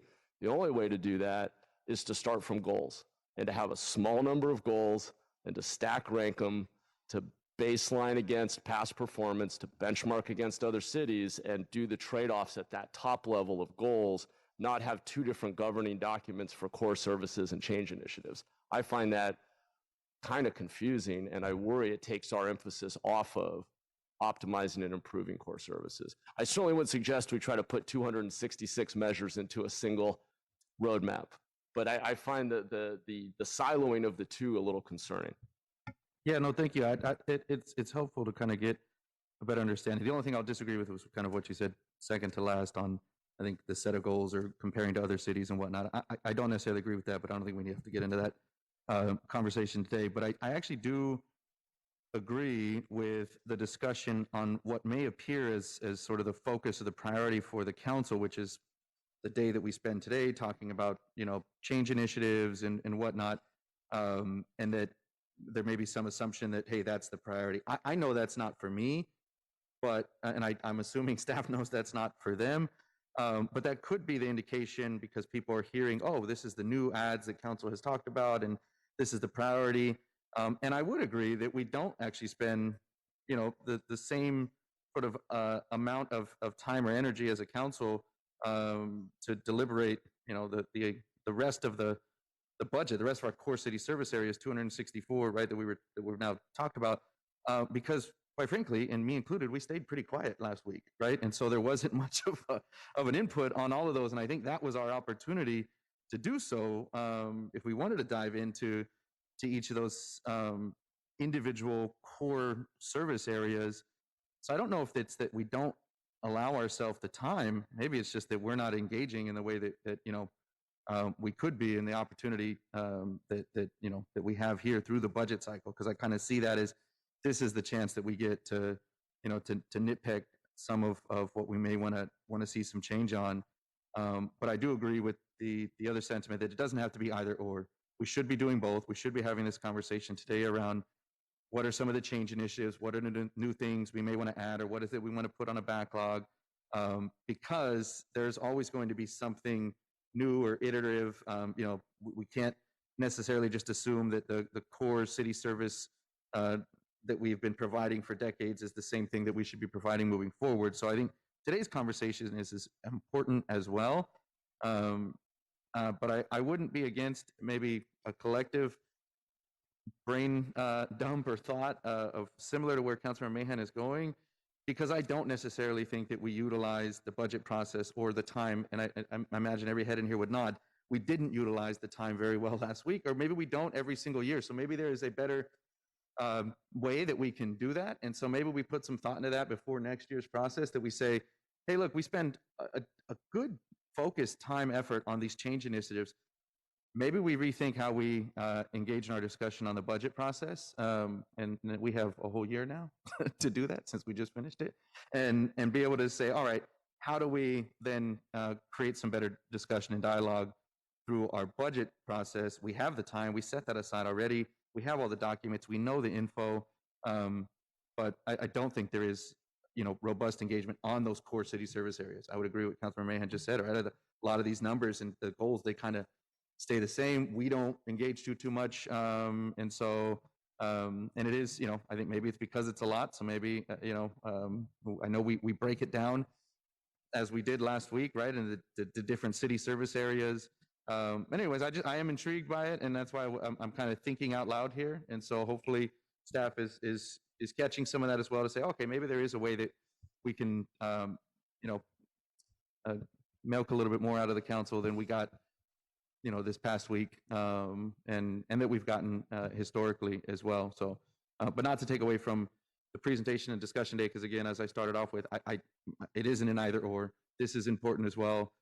We need to have this discussion, and I know we'll debate maybe what should be added or not added to the list too. Again, but thanks for just kind of again thinking out loud, sharing some thoughts. I see a bunch of staff with their ready to hit their button, and I just kept talking so that you couldn't do it. So, but Yeah, so so this is Dolan. So I think I have three things. One is probably most importantly, later on in the presentation, we're going to specifically talk about the new initiative that we added called Outcomes, Equity Indicators, and Performance Management, which addresses, I think, almost everything we've been talking about here.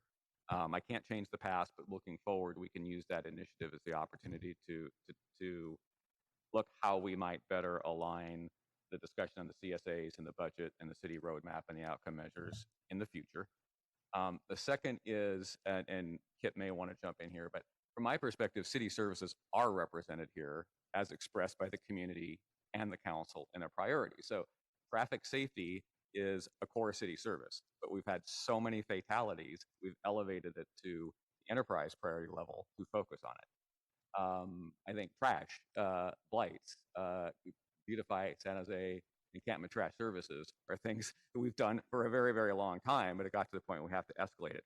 If there are other things that the council wants to escalate, we can put them into the backlog, we can prioritize them, we can add them there, right? So if that is something we can absolutely do moving forward in terms of like focusing and beginning to look at what are the most important measures, that's what we're proposing we're going to be doing in that city roadmap initiative. You did give us direction, Councilmember Mahan. Actually, you gave your colleagues direction to come up with a performance measure for each one. and that didn't move forward. It was staff take the first cut. We took our first cut, and some of that work in progress is in the MBA. We ran into the same challenge that the mayor talked about with public safety, which is the response time really the outcome we want to measure, or is it something else that more indicative? And that we're finding is going to take a little amount of time. We have looked at other cities. Other cities like San Diego and San Francisco are actually looking to us to adopt the framework we have in place. San Diego has 18 objectives and 43 high-level performance measures that they publish as their top line. So we are doing all the things and looking about what other cities are doing and looking at what we're doing, and we're finding cities are looking to us to lead the way. And we recognize we have some improvement to make, which is why that's a huge, heavy lift, that second box on the lower left, outcomes, equity indicators, and performance management. And we are going to talk about that more if we find we can adopt the roadmap and prioritize the backlog. Councilmember Frost, did you I was want done. to- Yeah, sorry, I was done, Mayor. Okay. We're going to keep going. I know Councilmember Readiness and Councilmember Esparza both like to speak. Let me just interject one thing. Yeah, this has been a really good conversation. And it's one of the situations where I think everybody's right. I know it sounds like a politician, but I think the iceberg metaphor is an apt one, because it really is the case that we're seeing these 41 initiatives as being what's above the surface. It's also the case that many of these initiatives do incorporate basic services of the city that are core to what our residents are concerned about: homelessness, blight, and traffic safety, as was mentioned. So in some ways, it's on us as a council here to say, look, if it's really about continuous change in our organization that we should be primarily focused on, and not the shiny new object, we have the ability to bump the shiny new object and put the continuous change initiatives around public safety, for example, into this roadmap. But I think Councilmember Mahan is really struck on something which is important, which is, we're really starting with the end in mind. And, I think that's a really important issue we've got to grapple with, because bluntly, I'd have to admit, I'm not sure we have. We clearly have started with 6 priorities that we all agreed and unanimously voted. These are the 6 important categories of things that we're going to wrestle with through the budget message. And that's a good reflection of our priorities. Setting the goals, as we know, is much, much harder and a heavier lift. So anyway, I know that work is underway, and we're going to hear more about it shortly. But I guess I just wanted to say, I think that Councilmember Mahan's point is one that can be embraced within the framework we've got. And it's just going to require us, I think, this hard work that we're doing around setting goals, outcomes, performance measures, and so forth is going to be super important to set us up for success in the months ahead. And I look forward to seeing all that work out. Okay, Councilmember Arenas. Thank you. I want to thank our folks who have been working really hard all year through, not only on the city roadmap that includes some of our strategies that we need to shift to as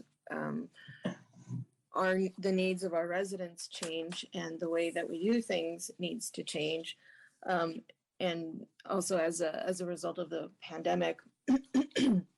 And so it takes a great deal of effort and focus and coordination to actually shift a bureaucracy this huge. This bureaucracy is meant to do is focus on very specific city services so that we can then be efficient. But in that process, we do create what we call it, and people may not appreciate as a bureaucracy, right?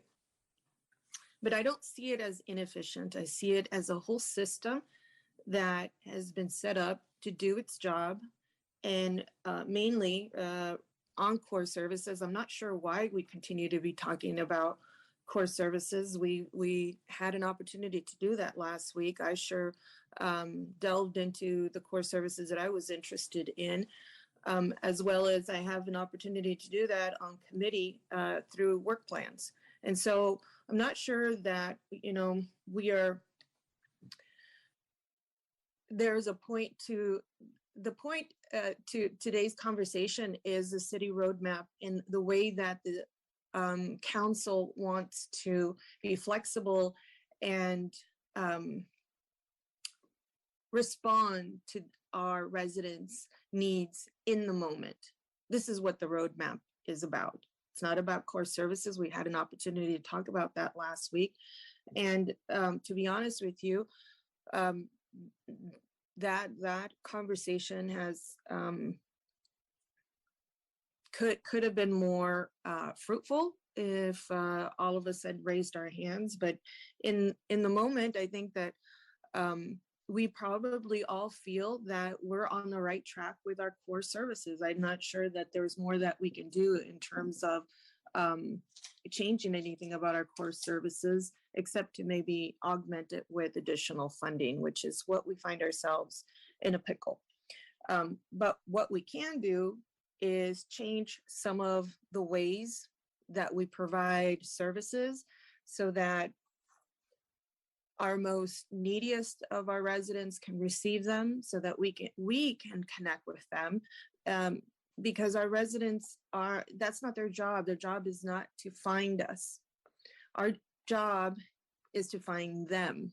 And so our city roadmap and this, I know that Lee went through the whole history of it, but from when I started, this was a priority setting process where there was a new strategy that needed to get developed and implemented. And this is the process that we took.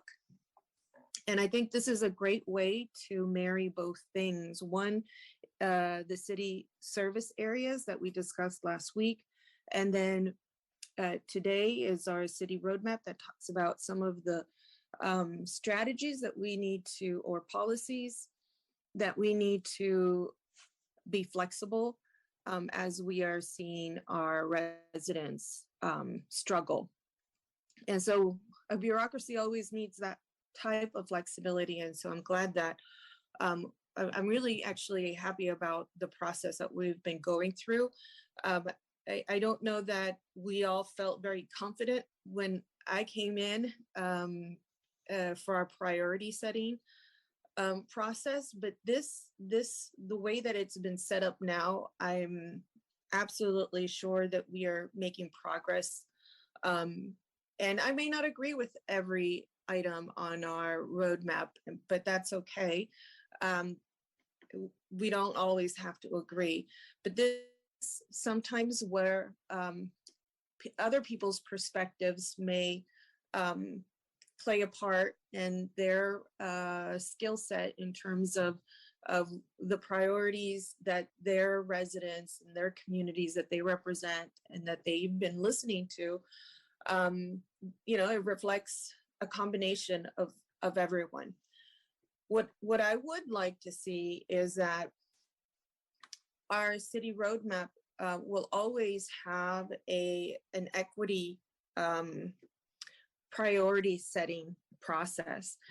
And I know that every department's already deep into an equity driven budget process and policy, as well as maybe even strategies that they're shifting.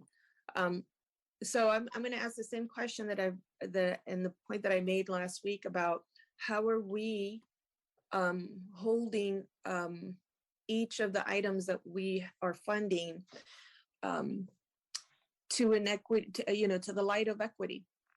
How are we going to make sure that the soft story building earthquake retrofit is going to the neediest of property owners? Because I see that not only a way to protect our resident, but this is also a subsidy for property owners. Or how are we going to make sure that the airport connector or the wage theft prevention policy is based or dedicated to the most neediest of those communities? And so that's my question. How are we making sure that each of these strategies or policies or programs or projects that we're talking about today have already been centered or will be centered on equity? Thanks, Councilmember Arenas. I'm going to give you a general process approach to the document that's going to have that, and then if Lee or Jim want to jump in, they can. So further to Councilmember Davis's question, each one of those 42 initiatives is going to have like an initiative charter that's going to make it clear what's the scope, what's the impact, what's the equity lens, what's the performance measure or outcome measure we're trying to achieve. And we'll be, assuming the roadmap gets approved and the budget gets approved, we'll be working on that first thing in July and publishing that as part of kind of a separate MBA. So we'll be taking all of the good work that the Office of Racial Equity and Budget Office has been doing and integrating that into a definition for each one of these 42 initiatives. So that's where you will see that. And if I can just jump in, this is Lee, council member. I think as part of that work, the questions that you're asking are the exact questions that Jennifer and I would expect, the team as they're developing those work plans to ask themselves and each other. And I think that's where we're trying to get with not just items on the roadmap, but throughout the entire organization, whether they're core services or work with our partners. And I would just say that I think that's why we also included the advancing equity through culture and practice so that we're continuing the time, attention, and focus on the administration around those trainings, around those very set of questions so that we can continue to improve on that work as we move these items forward. Yeah, and Councilmember Arenas, this is Dolan again. As you see there in I think what will become the infamous initiative for 22-23, the outcomes, the equity indicators, and the performance management is all bundled into that to make sure that we are doing exactly what you said. So it's part of the process, but there will be specific deliverables where you'll actually be able to see this initiative is intending to create this impact in our community, and the impact, of course, being having an equity lens to it. Okay, so when all that gets sifted through, I should be able to see, and our residents should be able to see, that there is some form of outreach that goes beyond an online survey, that goes beyond an online focus group, but that really connects with them in a meaningful way, whoever those target audiences are. Maybe for police reforms, there's some of the community-based organizations, but also some of the parent-led groups or more informal groups, that those folks are also having some level of outreach and bringing those people into the fold, into those conversations. How and this is one of the reasons why I had proposed a promotoras model last year, and I'm really glad to hear a bit of the update. I'm going to ask some questions about it. And maybe that's what I'll do now is how are we going? One of the issues that I found, especially that we already knew this because we knew that our programs and services weren't necessarily being utilized by our most neediest of residents because they require a lot more effort to engage or to recruit or to sign up or to register. And we need to be equitable in the way that we provide services. And so I'm going to expect that every program and project and any strategy that we're developing, that we will have that in mind. How are we using our promotoras model to bring in folks into some of these programs and projects, and especially when we think about the workforce diversity talent pipeline, or when we think about the police reforms? What are we doing? How are we utilizing them? So, Councilmember Arenas, this is Lee. I'll start, and then I'd ask Rosalind Huey to jump in on the promotoros kind of pilot that the city's doing. But I do think you raise an excellent question, and that's some of the how for these initiatives is yet to be developed. they're buckets of work that we need to fill out, but the expectation is that they start and end with the community as a part of our work to advance racial equity through the organization. And so some of these initiatives are at different stages, and they're all fairly unique. So I would imagine that they'll be informed from a variety of different variables, but start with who we're trying to serve and who we're trying to make a difference for, which are the fundamental questions that we should be asking ourselves as we start some of these. So that'll be work that we build out the engagement process as a part of these work plans when we come forward. But would ask Rosalind to jump in on the Promotoros pilot. Thank you. Councilmember Arenas, one of the things about the Promotoros model, we know that it works. It's something actually that's not new to our community. In our research and implementing this in the recovery task force work, we found several community-based organizations that currently have promotores in their organizations doing the work in the community. So organizations like Somos Mayfair, Community Community Health Partnerships, and Working Partnerships. And so what we're going to be doing as part of the recovery task force is actually hiring these individuals to be in the community. These are the folks who are already members of those neighborhoods that have been hardest hit by the pandemic. And the great thing that we can do with the recovery enterprise priority, it focuses on housing, it focuses on reemployment and workforce development, small business recovery. So we'll have these individuals in our neighborhoods speaking with those residents, getting an understanding of what the barriers are, figuring out what the gaps are, and bringing that back to the task force as they formulate recommendations to kind of fill in those gaps that our existing recovery initiatives on the roadmap aren't filling. So we have a tremendous opportunity in using this model through the recovery work. And our goal is to, as we develop the work plans for these initiatives on the roadmap, actually work with our city departments to use this model in their engagement and outreach activities as well. Thank you. That is a lot to for these promotoras to do. How many do you approximate hiring? That's a good question. We're initially thinking of at least 5. We do know that in the current proposed budget, that there's additional funding for this work as well. So we're looking to bring on more as well. Yes, I think more is going to be the answer for us, especially as we try to, we are not taking on the displacement strategy issue area. I know that it's part of the backlog list. And as we see throughout the whole city, schools shutting down, families leaving, and I've been talking about families leaving since I first started 6 years ago, that we're actually seeing a lot of the results that started many years even before the pandemic, and that the pandemic has just facilitated for everyone. And so part of this is also doing some displacement.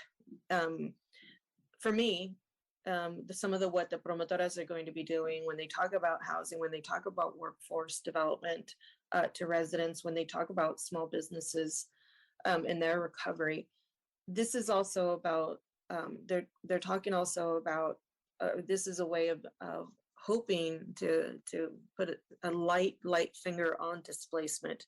I'd love to see displacement get brought up into the fold once again, as we're going through what we know is an inflation period and what we've seen as interest rates go up, so that the federal government wants us to stop demanding so much, and so stop putting so much pressure, and hopefully pull back some of those purchases on every level. This, if not done correctly, may lead to a recession, and we're going to find ourselves in a place where we found ourselves back in 2008.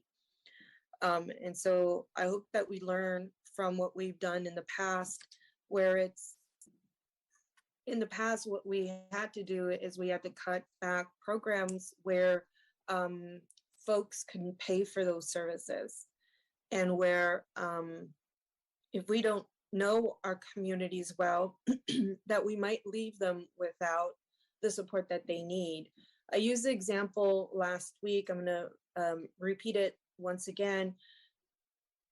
I reopened the Welch Community Center because it had been closed for close to 20 years. And this is an area where it's always been crime and gang and, you know, all of those factors that create an environment that will determine how successful a child will be in their lifetime.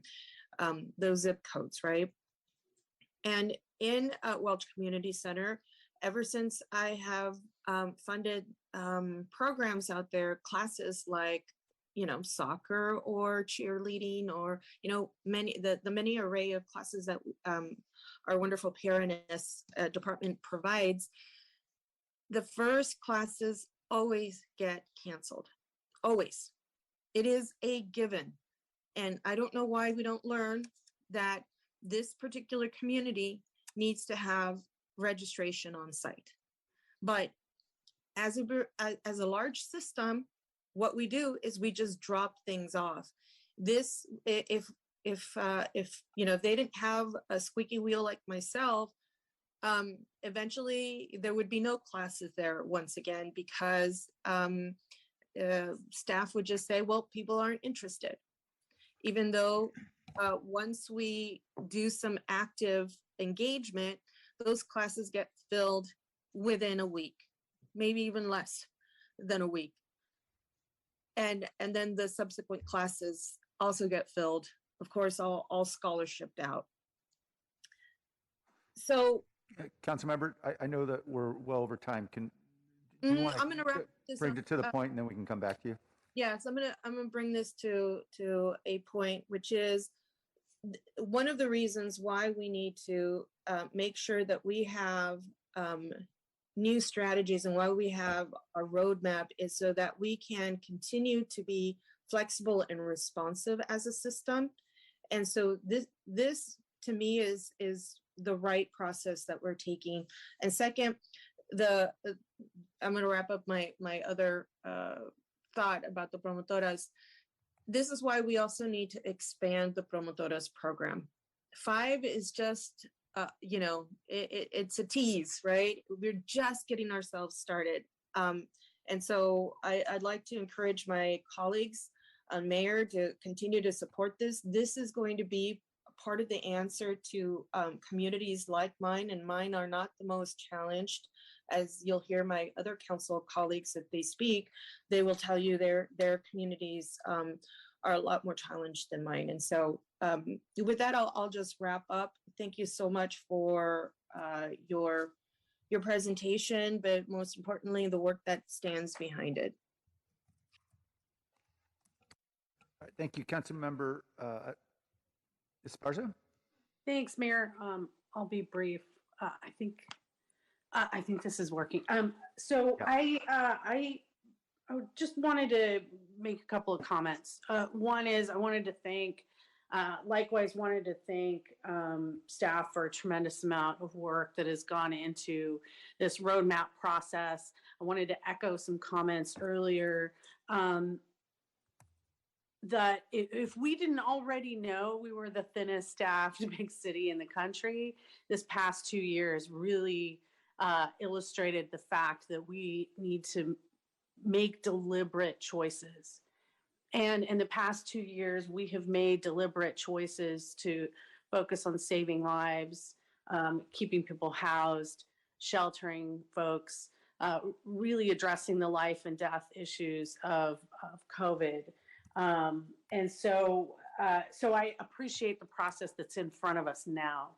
And secondly, I wanted to comment on some of the comments made earlier, which is, likewise, I don't necessarily see the choices as conflicting.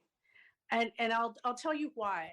When 5 of us started working in 2019 to really address equity issues in our city, it started with the list. It started with a whole list of stuff in our respective districts. And by the way, our districts were also the hardest. We represented communities that were hardest hit by COVID in the county. And we started coming up with a list, and the list kept growing and it kept growing. And then it grew some more. And we looked around and realized this isn't a list. This is just not a list. It's not going to work. All 5 of us grew up in San Jose. We had seen structural inequities. We'd experienced structural inequities. And so we landed upon equity because it is built into the core services that the city does. So I think both are true, that initiatives such as our equity work and looking at those equity indicators and performance management, that those are actually part and should be part and parcel of our core services. And what might be a critical issue in one part of the city, it might be gopher holes. In another part of the city, it might be, some more life and death issues. And so in the things that those core things that we do as a city, there should be some standards of service citywide. And then we should also be looking at those equity initiatives. And to my mind, I think we need to be able to walk and chew gum at the same time. I think our community rightly expects us to do that. And so I look forward to more discussions on that, but I just wanted to bring that up. I don't think that they are mutually exclusive. And I'll leave it at that in the interest of brevity. All right. Thank you. Councilmember Khan? Yeah, thank you. I want to first thank staff. I appreciate that this year's roadmap was based on some continuity from last year's roadmap rather than kind of a process that starts from scratch each year that can cause us to have to shift gears too often. So I'm glad that you kind of came forward with what you recommend be on the roadmap rather than sort of have this that exercise we went through last year, which I felt doesn't allow us to really make progress and continue to make sustained progress towards our goals. So I thank you for that. I want to agree with some of the things that have been said from a whole variety of people, but I do want to distinguish between what are on this roadmap and everything else that we talk about, and we talk about all year. I mean, we do talk at our meetings during the year about most of the primary core services, and we've been talking about what's going to go into the budget since March and how the budget process itself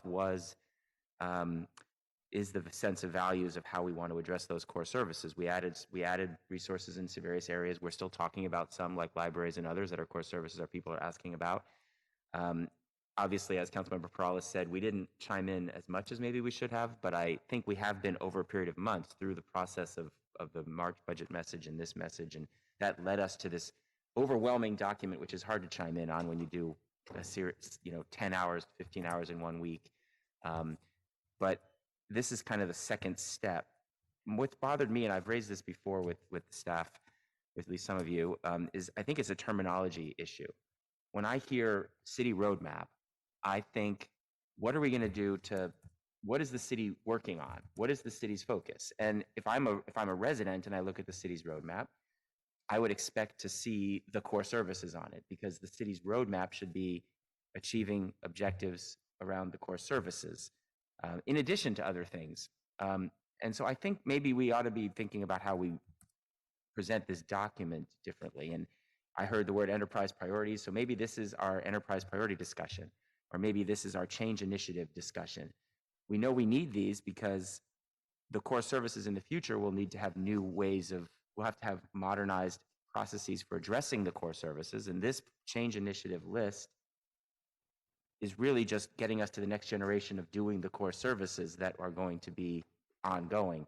So maybe that's just something to think about in the future. Is this to me is not the city roadmap, because the city roadmap is addressing road safety and homelessness and economic development, all the things we do as a city. And then we have these initiatives that we do to support them that we have to continue to provide resources for. And so I'm just throwing that out there. I'm not sure how, if we want to, make that change or whatever, but I think that might make this clearer. I agree that there's so many of those other things, it's hard to put that on one table, but I assume, and I know actually, that each department has a table like this of what your priorities are. And these fit into some of those tables. And so perhaps at some point we present that roadmap by saying, here's the entire roadmap, which is the priorities of each of the departments. And from that, here is the set of change initiatives that we're focused on in order to improve all of that. So at some point there could be a booklet that says, here's all of the roadmap items that we're working on as a city. And then on the last day of the budget process, we're confirming as a council, we agree with the change initiatives or enterprise priorities that are supporting all of the rest of that. So I don't know if there's any comment or not, or I just wanted to throw that out there and see what people think. But Yeah, that was my I input. guess. Hi, this is Dolan Beckel. I'll channel the ghost of Kip Harkness, who can chime in as well, since he coined the term. But I think we're definitely open to that. I think that we have also struggled with community feedback about the roadmap and what it represents. And so I think we'll definitely take that into consideration and definitely not against it. In fact, I think it solves a lot of ways of describing this work to our community. I also think that I want to see how the ability to we spend a lot of time admiring the sausage making, but not the sausage. And I think once we get to the point where we can pull out the indicators on various dashboards, and you can begin to see the indicators for enterprise priority initiatives versus core city services, I think that's also going to help a lot, because right now we got them spread across 1,000 pieces of paper. And so I think in addition to that, I think terminology and making it clear to the community and to ourselves, I also think that as we look at what we're doing this year in that outcomes and performance management initiative, I think we'll also be finding ways to make the actual end result and impact easier to understand by creating different types of dashboards for different users, so that it does become more clear what we're focusing on and what we're performing. Yeah, thank you. And I kind of see this as from an opposite view as Councilmember Mahan. I don't think that this particular exercise and document distracts us from the core work. I think the core work is being done, and I know that through the interactions that my staff and I have with all of the other staffs of the departments, that we talk about it all year and we work on getting those things done. I know those things are happening. I just get concerned about public perception of what's happening and what our priorities are if we put this full day into this particular piece of it, and it looks like we're leaving things off of that. So that's all. Thank you. Councilmember Mahan? Yeah, I'll just thank you, Mayor. I actually exactly agree with the direction you're going. That's the whole point I'm trying to make, is that I just want to see greater integration. I think when we call it a city roadmap, the assumption is that this is the priority. These are the most important things we're working on. And I'm not in any way, I think some of my colleagues may have misunderstood what I said, which is on me, but I'm not arguing that we should prioritize turf conditions in parks over pedestrian deaths. In fact, my observation is that last week, and when we started in each CSA, we looked at KPIs, and many of our questions were actually about change. What are we doing in this CSA to reduce pedestrian deaths, to improve response times, Councilor Cohen had some great questions last week about how are we going to fill vacancies faster and staff faster. I mean, so all of our questions last week, and I did ask some questions last week, were about change. And my only point is, let's make sure we are integrating and not siloing, and that we're properly prioritizing and aligning the change initiatives back to the CSAs, and that there's some better connective tissue there. And to me, the starting place for that is really the KPIs. It's how we measure success. I think if our conversation through this process, my biggest concern has been that we have not had a lot of robust conversation at the council level about how we measure success and the prioritization or stack ranking of those measures. And I think that that's why last week's conversation feels siloed to me from what we're seeing on this roadmap today. And absolutely, equity should be at the very core of that conversation. That should actually be what we should be prioritizing most of all across some of these across all of these core services. My concern is just that last week's conversation feels siloed from this week's conversation. And I heard one of my colleagues say something that I very much disagree with, which is that core services are something we talked about last week, and we can't really improve them unless we have more staffing, and that's it. Well, actually, I think the whole point of change initiatives is that we should be finding all the ways, staffing, including technology and process improvements and prioritization and dropping things that are non-essential. The whole conversation should be about how do we change and evolve to better deliver the outcomes our community needs, and the vast majority of that is about core service delivery. So I find it still a little confusing to have last week's conversation be focused on core services, and then that's sort of like, well, the only way to solve that is more staffing, and then this week we'll talk about the change initiatives. And I think all I'm asking for is a more holistic or integrated approach. I think that, you know, our change initiatives, if we want to call this our change initiative roadmap, should integrate both the way that we're going to improve delivering the most basic services that we've delivered for 100 years, as well as the projects that are looking around the corner at where we need to innovate and develop new capabilities. And those, to me, should be on the same roadmap, because they're all about change to deliver better outcomes for the community. That's really the only point I'm trying to make. If I could just weigh in on that too, I agree. As we were trying to work on, you know, the priorities from the March budget message, translating them into how do they fit into our enterprise priorities, so we're still focused and we're not doing different things, and we're still staying focused. And then, as I was discussing with staff, you know, it has to be integrated from the, you know, the operational to the core service to the department to the city service area to the roadmap. All of the performance measures need to be integrated so we can understand at the most basic level to the staff that's doing the work, how is their work contributing and being meaningful and being measured towards, for example, Safer San Jose. What do we want? What does Safer San Jose mean, and how does it align all the way down to the programmatic level? And so that's what we need to work on, not just put another layer of performance measures on here, because that, to me, I think I said it before, is going to cause major organizational confusion. It needs to be all the way aligned, and that's what that outcome equity indicators and performance management. We want to move from measurement to management. So that's what why that intentional word is used there. And you know, we do have a very robust measurement system that needs to be updated, but it doesn't get us to where we want to be with management. And so that's, I think, the key thing that will tie this together, so then we can understand that effort and the tie to when you're reviewing the regular budget. How does those efforts ultimately contribute to a safer San Jose, and the indicators in here, how are we pushing the needle on that? So I think that's what you're talking about. It is, and it's kind of like the mayor's point last week. Is 911 response time the most important KPI in public safety? Maybe it's not. But whatever it is, whatever we say last week when we look at this, the safety CSA is our most important goal.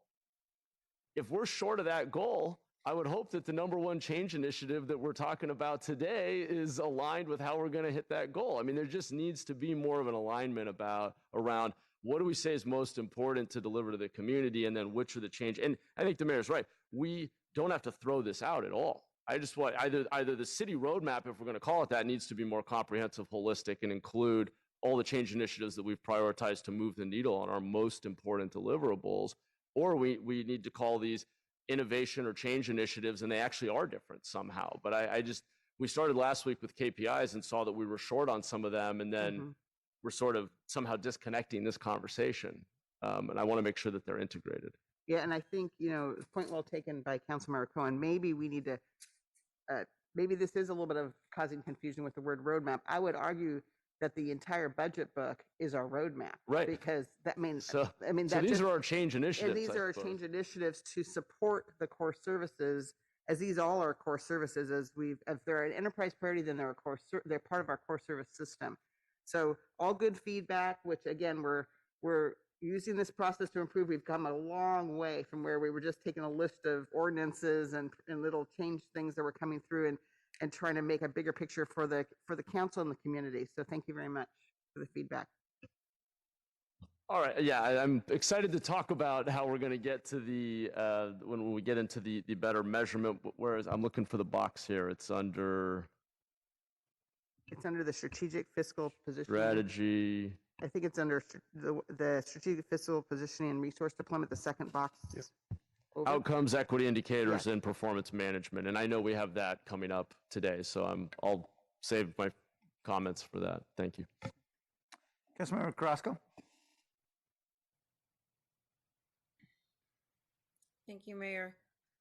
I'm gonna try and keep my comments very brief. Council colleagues, I'm not feeling well this morning, and I'm trying to keep up with the conversation. I will say just a couple of things. I appreciate this conversation, and I'll say, and I want to give my gratitude to staff. This has been a very long process, and it's evolved over the years. This process looks very, very different than what it did when I came in almost 8 years ago. And one of the things that I have always found fascinating when we come to May, June time of the year is that divvying up the budget and trying to decide where our monies go, it is always an interesting sort of a game, I suppose. And if anything has surfaced or if there's any good that came out of the pandemic, and I say that really, very carefully, I choose my words very carefully, is that what came to light were many of the issues that many of us have been fighting for over the years. In my case, because I'm, I consider myself one of the elders in this group. I've been around for a while now, fighting the good fight, I think. It was like banging my head on the wall many, many times, trying to convince people that truly people of color did have it a little bit rougher than other folks for many other reasons other than just their imagination. It wasn't a hoax. It wasn't a play on words. It wasn't just because we wanted to feel sorry for ourselves or because we wanted to create situations out of thin air, but rather because there was such a thing called institutionalized racism and institutional barriers that made things very, very difficult for our children and for our families, for our seniors, for our young people to overcome these barriers. And I think that I think without a doubt, the pandemic revealed to many folks who were really struggling with that truth to finally understand that there was truth to those historic realities. And if we're still not convinced of it, I just challenge people to look at our statistics and our data, our numbers, to just simply look at the infections and the deaths and the poverty that now people have really been thrown into. If they weren't already struggling with it, now we've got a whole new class of poverty that we're going to be dealing with for generations. And so I bring that up because May and June is again, it's interesting because we always, as council members, struggle with where do we shift monies, where do we invest, what do we do with our city budget, county budget, VTA, what have you. And we're finally at a place where we believe that we need to shift some of that budget, or at least be able to look at it, or at least we're saying that we're going to look at it through a lens of equity. And I hope that it doesn't just mean that we write it down, that we vocalize and we verbalize, and we like to put it into our reports because it's the day of it's the word of the day, but rather it's because we truly believe that there are communities in the city of San Jose that have been underinvested historically, not for years, not during the pandemic, but historically since the beginning of time. And as a result, when we have crises on our hands, such as a pandemic, these communities get hit extremely hard. And it makes it very difficult, not just for that community to climb out of a disaster, but it makes it really difficult for the entire city to provide services for all the residents, because now we have to throw lifelines to these individuals. And so when I look at the roadmap, I look at the roadmap as a guiding document and action plans that guide staff in an effort to start shifting that investment. And Councilmember Arenas mentioned some of the extra efforts that she has to take in order to make sure that her lowest income communities are served. I have to do that on a daily because my entire community, except for one little community up in the hills that does very, very well, I have my entire staff and myself have to do that on a daily in order to make sure that this community is heard. But I like to remind you, or at least put this out.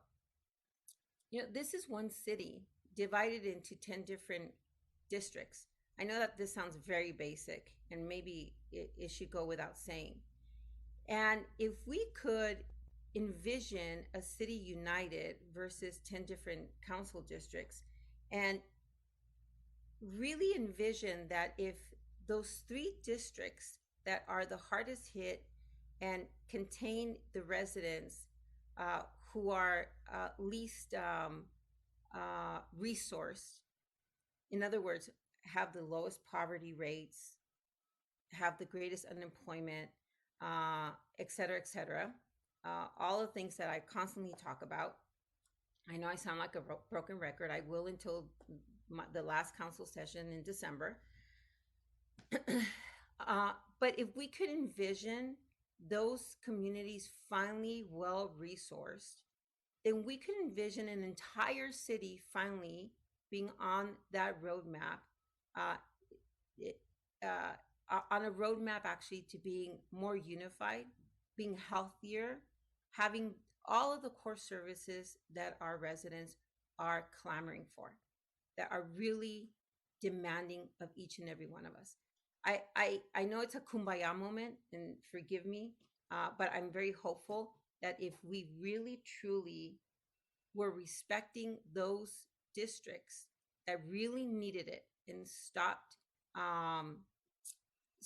arguing about where the money was going, or actually truly shifting those precious dollars, and truly saw this budget through a lens of equity, then we could truly make a change for the entire city versus constantly trying to figure out how to throw a lifeline and work in crisis mode.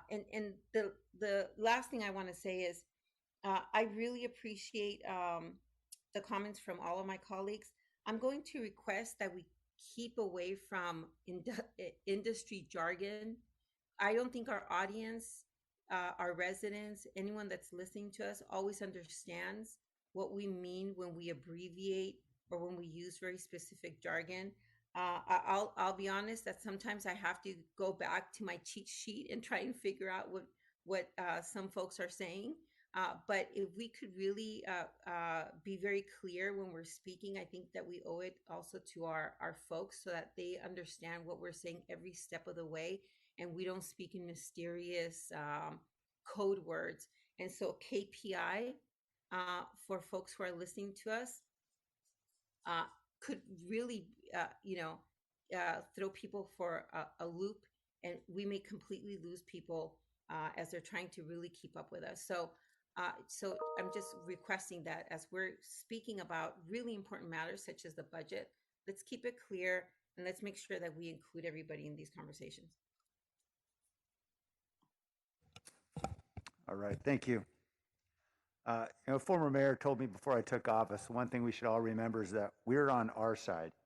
And the point was that sometimes we have a tendency to think that people are saying things that are opposed to whatever it is we say or believe, when they may not, or may just be using different language. And I very much appreciate many points have been made. But certainly, as we talk about, for example, the points raised by Councilmember Mahan around really the need to focus on continuous improvement in many of these core areas like public safety, like addressing homelessness, blight, whatever it might be. These are the concerns we know that are perhaps not voiced most often in our communities that have been marginalized historically, but are most acutely felt in those communities. And certainly, I think this conversation is very much consistent with a concern around equity, because I think it's these core services that many of our residents who are struggling the most depend on the most. So I think there's convergence here. I'd like to think that we're all pushing, I think, in the same direction. I was going to raise a completely different set of issues, which I know will throw everyone for a loop. So I'll try to be as succinct as I can on this. I think two things. First, if I had to pick 41 initiatives, these are as good as any other 41. And so I'm happy to support the motion to approve these. Although I would concede, as Councilman Mahan mentioned, if we were to start with our goals and metrics and we had done all that work already, because I know that work is still in progress, we might have some different initiatives than these 41. And I think we should probably be open to that reality. That being said, I'm happy to go forward with these 41. I guess the concern I have is somewhat more superficial. And that is, as we look at this chart and of these 41, and the divisions we've created between, if we could go back to the chart and elevate that one. I think it's the slide right before this. There we go. As we look at the programs and projects and strategies, and policy, it's not self-evident to me that these divisions help us, as opposed to just having 41 initiatives. And I guess let me illustrate what I mean by this. The Bart Silicon Valley extension is defined as a program or project. The airport connector and Deardown Station is defined as a strategy. Not self-evident to me that one's a project and the other is a strategy, and the same couldn't be said of both. And in fact, if anything, airport connector is actually a project we're leading, and Bart is a project that somebody else is leading, a partner, that's VTA. And I guess I could go down the line as I look at this. And in some ways, these divisions may, in fact, undermine our goals if we're being too wedded to these divisions. For example, the soft story building earthquake retrofit is defined as a policy. It's put in that category. And it's not obvious to me that we know it's a policy that's going to fix it. It may, in fact, not be a policy that fixes it. It may be a strategy, which involves getting lots of partners together and figuring out how we're going to finance something that doesn't maybe require any particular change of policy, but may or may not. Similarly, wage theft. I think we've all agreed we need policy, and that's fine. I don't think our policy is going to do much more than the state's policy is going to do, but we can certainly have a policy. But I'm guessing we might ultimately discover that we'll do more to battle wage theft by enabling more victims of wage theft to have easier ways to report and to be able to do so more comfortably without fear of retribution from their employers. And that's less about policy and more about strategy and lots of other things. So I wanted to raise the question, are we really helping ourselves by dividing this and making it more complex as opposed to just sort of mushing all these into the general category of projects or initiatives? So I think it's a good question, Mayor. I was the one who created the problem because when I looked at how the ICMA, I think it's the International City Managers Association, categorizes the workflows in cities as a best practice, they came up with policy, strategies, and programs and projects. So as a way to create probably maybe a little too much structure when there was no structure, we added those in. I personally have no concerns about the mushing. We're beginning to see how as you kind of evolve from completing something that begins to define goals and outcomes and the scope of work into the actual work, that is creating some probably some explanation challenges. So I think in the interest of all the conversation we've had about being clear and not making it overly complicated to the point the community doesn't understand, I think those could all just be initiatives. I appreciate your potential endorsement of mushing. Thank you. Dolan, Lee, you look like you want to jump in. Yeah, Dolan answered it. I was just going to say, I think maybe the buckets look nicer or the squares by us having them. I will say the instructions that Dolan and I have started to give to all the initiative leads and the way, especially for the new ones, because a certain amount of what's on this roadmap is work that's in progress already. But as we start to scope out those new ones, the direction we've given on how they scope that out and put the work plan together isn't all that different from policy strategy or the programs and projects. So I think that's fine to go to initiatives. Okay. If it helps for simplification, I certainly support it. If there's the reason why we're doing it this way to really help our ability to execute, I'm open to hearing more. Really minor issue around child care siting update is included as a strategy. I know we've talked a little bit about this, and my own bias is I happen to believe this is super essential around the economic recovery and reemployment piece, probably more than it would be in, say, the neighborhoods and public life priority. But that's reasonable minds can disagree with that. I just wonder if we're being too confining when we talk about childcare siting, because we know there's a lot of things we're trying to do right now in childcare. I happen to think this is the really important barrier we've got to eliminate for thousands of our families that are struggling right now.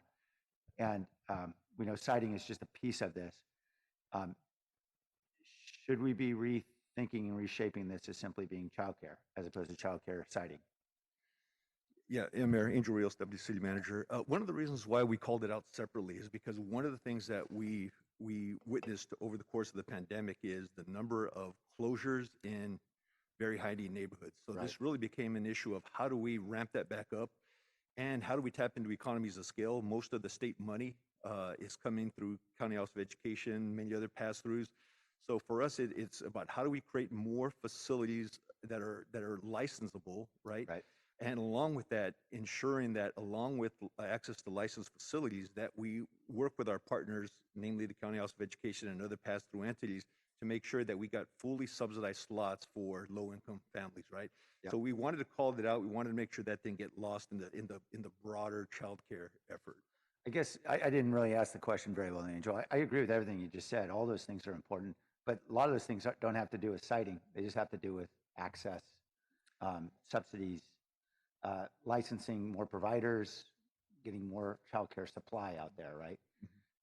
So there's lots of things we're trying to do there. Is there a reason why we call it siting specifically? Yeah, well, we think it does have something to do with siting because location becomes key, right? Right. So we want to make sure that the childcare availability is located closest to those that need it, right? Yeah. If they're going to have to drive, halfway across town, then we know that's, kind of a dead on arrival issue. Okay. So yeah, it's really about locating it where the need is greatest. Okay. Well, I think what I hear you saying is it's really about equitable access, which I completely support. Yeah. The word siting to me just reflects sort of a focus on buildings and parcels, which I'm guessing is probably too confining. But anyway, I appreciate more about the point. Okay. Any other questions from my colleagues? Councilman Rice, you had your hand up. Is that from before? I believe it was. Okay. Yeah, yes, it was, but I do have one additional question. I thank you for bringing this issue up about childcare. I think in general, the childcare item is under our Children and Youth Services Master Plan, which is in already as a program and project. And we are making sure to coordinate with the county in terms of efforts so that we don't duplicate or supplant anything. So I just wanted to give you that reassurance that we're working towards making sure that there is more childcare slots in this city and in this county. As you know, this is one of the issue areas that I've been fighting for even before the pandemic, but I know that Councilmember Carrasco talked about some of the benefits of a crisis in that we have to respond quickly. So I'm glad we're doing that. I'm glad that this is on our roadmap. Thank you. Thank you. Ooh, Okay. just one more thing. Sorry, Mayor. I don't know where we landed. I know there was some really interesting conversation about how we are all going to look at core services as well as the performance goals and then the management of those performance strategies or goals and outcomes. Is there a next step to this conversation? Because I do think that the work for core services trickles through the committees, and I'd love to see our city service areas and our budget dollars performance goals come to committee before they're presented to all of us at council so that we can also contribute at a committee level. I think there's a lot of really great work that gets done at committee level. Is that something that we're planning on changing in our next cycle, or how are we going to deal with some of the feedback that's been provided today, Jennifer? I think Dolan is going to start responding, and I'll add if needed. Yeah, council member. So thanks. So there are several next steps. One is this afternoon we'll talk more about what's in that initiative, of which the discussion we've been having has kind of been centered around. And then the second is like all initiatives are assigned to a committee and they get updates at the committee. So this is one that would be assigned to a committee, and as we evolve the plan and the outcome and the impact and then start doing the work, that this would be brought to committee as part of a city roadmap update item.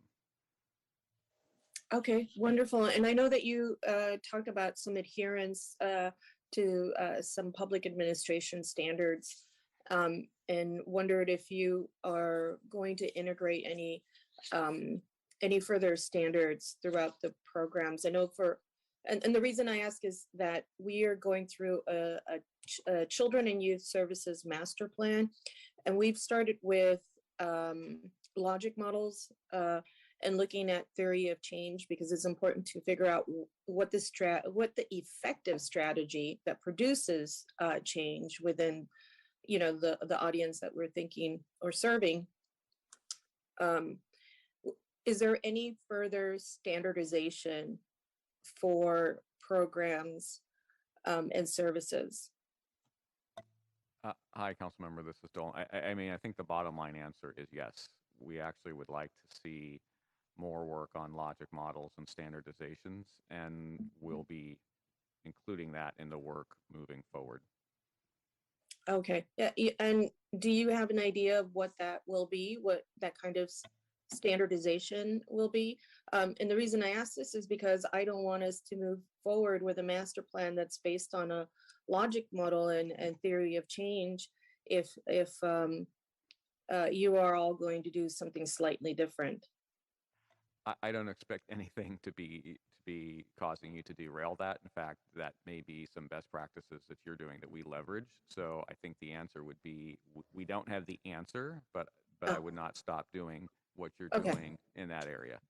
Okay, well, thank you. I appreciate that. And I look forward to this next iteration of how we integrate our core service areas and our city roadmap and the flexibility that we've seen our city roadmap provide us to respond to our resident needs. Thank you. Thank you. Okay, I think we have a motion from Councilmember Perales. We should vote on that, so, and then we can move on to the rest of our agenda. Jimenez, Yes. Perales, Yes. Cohen, Aye. Carrasco, Aye. Davis, Yes. Esparza, Yes. Arenas, Yes. Foley, Aye. Mahan, Aye. Jones, Jones, Liccardo. Aye. Thank you. Okay, thank you. Okay, now we're on to backlogs. Speaking of backlogs, we're running a little behind, but no? I think this time would be a good time to take a lunch break. Would that be true, Well, Dolan, we or have no? about 17 minutes left. Would it make sense to have a presentation and then go to Sure, break? I could. Can yeah. you finish it in that time? Yeah, we'll Okay. get to the point of taking the action, then we can determine if we want to move forward. to That's take a lunch great. break. That's Okay. very good. Let's do Okay. that. All right. So once again, Dolan Beckel, Director of the Office of Civic Innovation, to introduce the concept of the backlog and facilitate creation of a new backlog for the 22-23 fiscal year. Please do not ruin your eyesight by trying to read the figure on the right. We're just introducing the look and feel of the backlog prioritization form that each council member will be using. Either here in chambers, there'll be a piece of paper that looks just like that, or if you're remote, we'll be emailing an electronic voting form for you to use as well.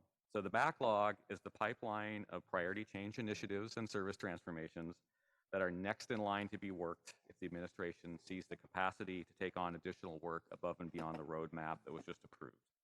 So the goal of this exercise is to refine the initial backlog that we've published through adds and changes to the list and then prioritize it.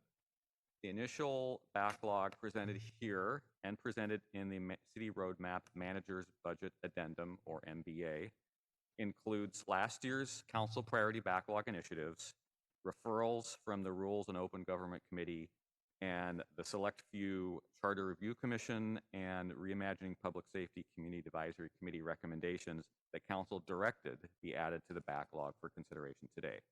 What we did not include was initiatives that received 0 votes during the council priority process last year, and any backlog initiatives that were completed during the year as capacity was found, those were moved and completed. So we're going to now welcome council feedback on any adds or changes to the initial backlog. We ask council to consider some of the community survey priorities and the March budget message priorities when considering those adds or changes.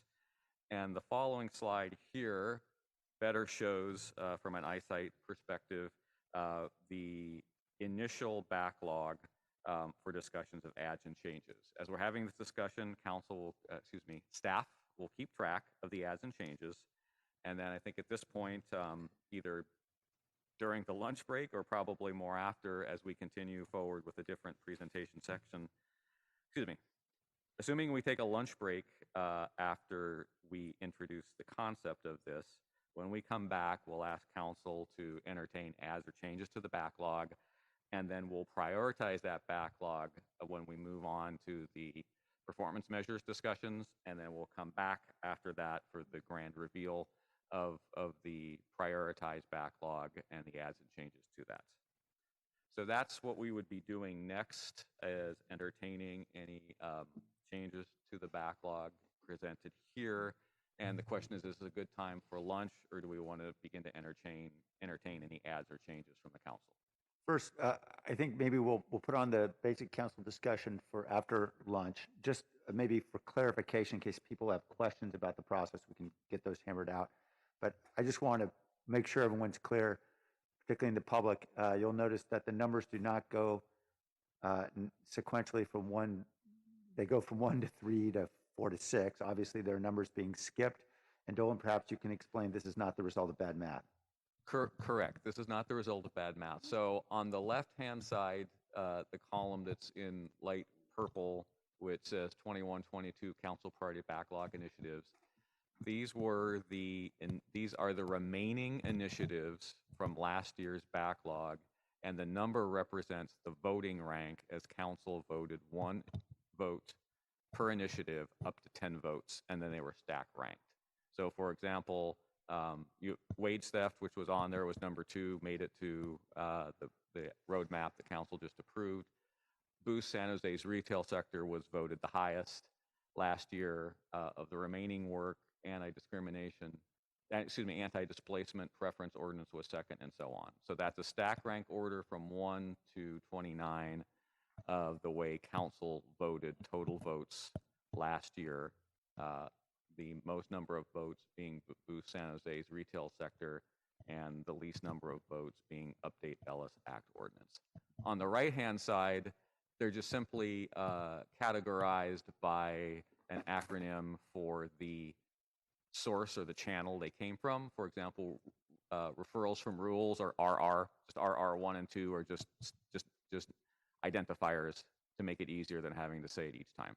They have nothing to do with prioritization. They're just identifying the items that council directed us to bring to this meeting today, to this study session for prioritization. So the CRCs and the RIPS and the YC, similarly, those numbers and those CRC 12 does not represent anything about priority. It just represents a charter review committee, et cetera. And you can see the acronyms explained there, RR, CRC, RIPS, and YC in the lower right-hand side as to what they actually channel they came from for consideration today. Right. Okay. Thank you for that clarification. And finally, the most important question I know for every council member, which is how many votes we get? We're being consistent with last year. We're happy to iterate to improve, but what we did last year and we're suggesting this year is each council member gets a total of 10 votes, and they can cast up to 1 vote for each of those, for each initiative. Okay, so this is not Chicago. We only get a vote once for each item. Having come from Chicago and seeing how that works, no, you get 1 vote per initiative maximum and a total number of 10 votes. If you vote, and we've thought this through because it actually happened last year, if you vote more than 10 votes, we will take the 10 votes, the first 10 votes only from top to bottom. And we will leave off the 11th and 12th vote that was cast last year and only count the first 10. Okay, we encourage, my colleagues should be encouraged to self-regulate on this, but apparently there'll be regulation if we can't count appropriately. Councilmember Cohen, you have other questions for clarification? I just have just a question on this. There's things on this list that some of them seem to fit already into some things that are happening in departments, for example, that may be part of the, the ways that they come forward with addressing it. And so they may not necessarily need to be put onto this change initiative roadmap. They may already be addressed, or from your perspective, have you screened out things that yes, wouldn't we be did. done? Yeah, Councilmember Cohen, I think that's a great question to clarify. We screened out going through each enterprise priority with the executive sponsor, the deputy city managers, and the initiative leads. We screened out anything that was in any way, shape, or form substantially started or underway. So, for example, in police reforms, there was add police staffing was one of the backlog initiatives that was part of the March budget message. And so Chief Mata and Lee agreed that would be taken off. So if you have questions about why these aren't work in progress, then we would ask the initiative leads to come down and answer that question for you. So we should probably do those questions later as we discuss all of these items, and because there's some that I see and I think that they might already be part of something or could end up in part of something without being on here. But yeah, we'd want to take those as questions because the initial screening left these on here as not in progress in any core service or any initiative. Why don't I suggest this? Maybe it would be a good idea offline over the lunch break if you had some of those items in mind. Let staff know what they are and they can mull it over a bit, and we can raise those specific items one by one in the afternoon. Yeah, and Mayor, I think one other thing that we did, and I realize you don't have it, which is probably why the question is being asked, is we have descriptions. We have the council descriptions of each one of those that we can hand out now and email to the remote council members that describe, as best as the council was able to describe during the sourcing of that, describe the initiative in more detail. So this is kind of a identifier description, such as private percentage for arts. There's a several sentence description in a handout that we can hand out now and we can email as well. That'd be great. It was Thank you. also in the MBA, but it probably needs to be refreshed. Thank you. Okay. Other questions for clarification? I don't see hands, so I was going to go to public comment before we conclude. Blair Beekman. Hi, Blair Beekman here. Yeah. And the previous that we're doing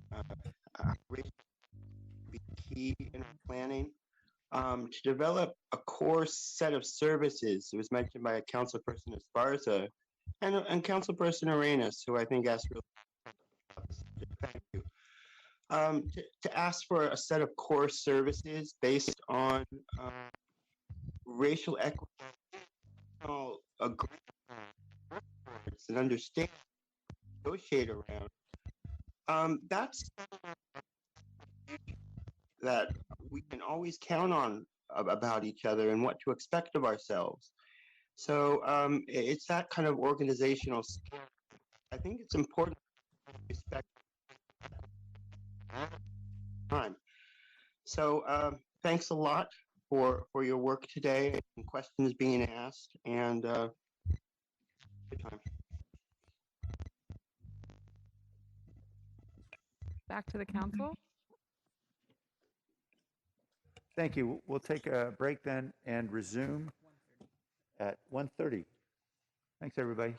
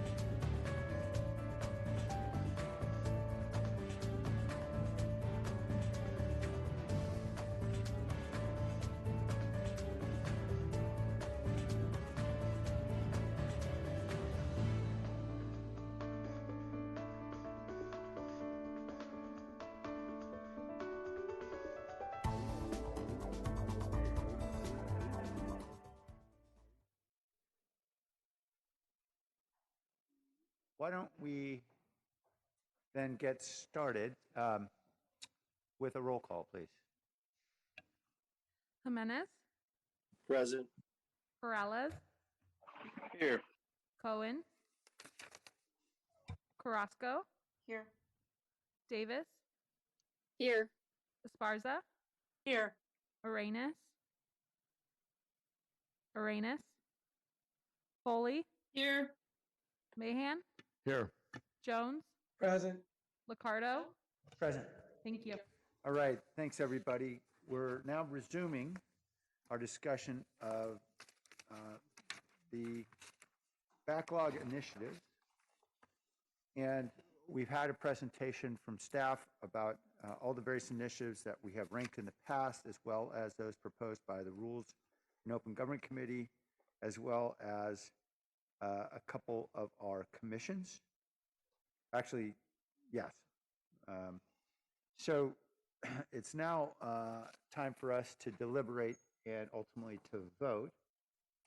And why don't we start by going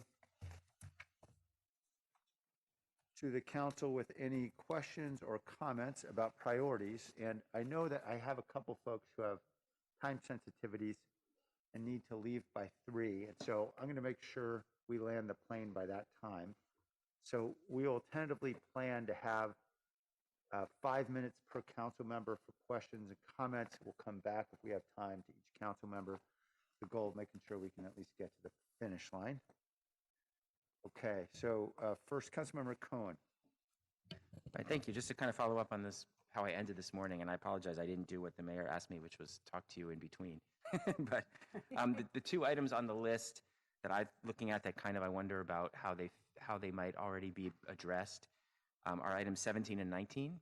And I know item 17 isn't the same as a building electrification plan, but my theory was that under the carbon neutrality program, under environmental services, the all tools in our toolbox will be addressed, and maybe that's one that will sort of happen naturally through that 8-year process. Is there feedback on that?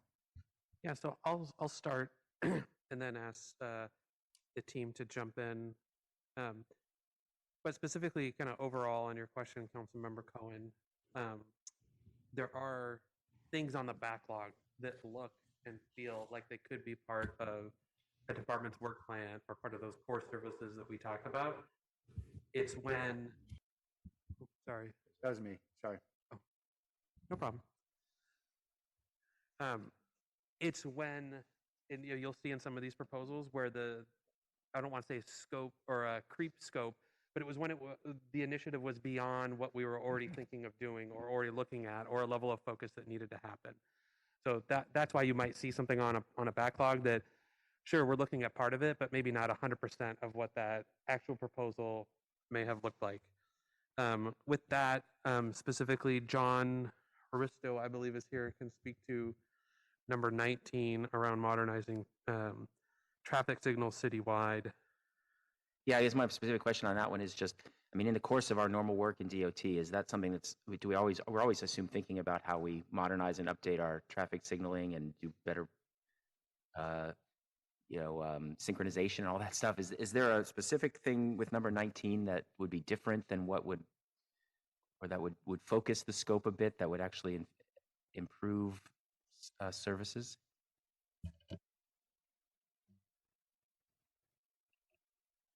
Thank you, Councilmember John Rissler, Director of Transportation. I think what this one is really related to, we've got a lot of old equipment that's really, really out of date, and it's a matter of updating and upgrading signals and signal systems themselves. So it's really just a resource issue more than anything. As you did point out, we're always doing either new retiming plans to maximize what we can do. We're still trying to get cameras on many more of our signals themselves. We're trying to upgrade when we can. But I think this is really talking about more of a wholesale upgrade of all the outdated signals that we have. So as things go obsolete, you're upgrading them, Correct. obviously. And so, I mean, it seems to me this is more of a budgetary question than a priority question, or is there some work that has to be done to sort of prepare? And Resources are definitely a priority item. So okay. All right, thank you. And then I'm going to ask Kip, who is on Zoom, to speak to number 17 around the energy efficiency through retrofitting. Thank you, Lee. Kip Harkness, Deputy City Manager. I think this is largely a question of volume and aggressiveness. So certainly energy efficiency is part of what we think about as we do climate smart work and we do the decarbonization work. My understanding as we look at this as bringing it up from the backlog onto the roadmap formal would be the level of resourcing, prioritization, and effort that we give to this. As you know very well, council member, energy efficiency is one of those things where there's actually a great deal to be gained in terms of value around lowering energy consumption, both for cost measures and also for decarbonization. And this, if this were to be adopted on the roadmap, eventually it would suggest that we should spend much more energy and effort emphasizing that, making that a reality, perhaps looking at mandates or programs that would incentivize this kind of work at a much higher volume than we are, and involving kind of the full citywide team, in addition to the kind of ongoing, more incremental work that we're doing through Climate Smart. Not to downplay that, but to be realistic about what we can achieve with the current level of resourcing and prioritization. Okay, I appreciate it. And since I originally wrote that item, I mean, I certainly feel it's important, but I also, as we've been moving forward with Climate Smart, I was just thinking that at some point this is a tool that will have to be addressed in order to get to the goal. So I figured that, putting it on the roadmap might be redundant to work that would already happen. But anyway, thank you for the input. Thank you. Councilmember Foley? Thank you very much.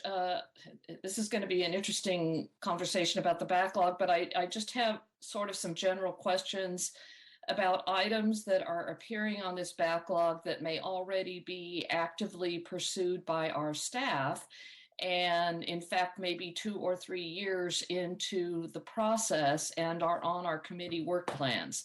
So I'm wondering, for example, number 10, universal development fee, has been on the work plan for CED for a couple of years. So I'm wondering if staff has devoted any energy to that, and what happens if we say, oh, it's not a priority yet. Does it come off the backlog? Well, it stays on the backlog. It doesn't rise to the level of the roadmap. Additionally, number 14, Transit First, and I know there are others. These are just the ones that come before the CED committee. Transit First also goes someplace else, but Transit First we've been working on for a couple of years as well. So I'm wondering if we don't elevate this from the backlog to the roadmap, what does that say to the work that staff has already done? Will staff stop working on them if they're not a priority? And will one of those is a Department of Transportation?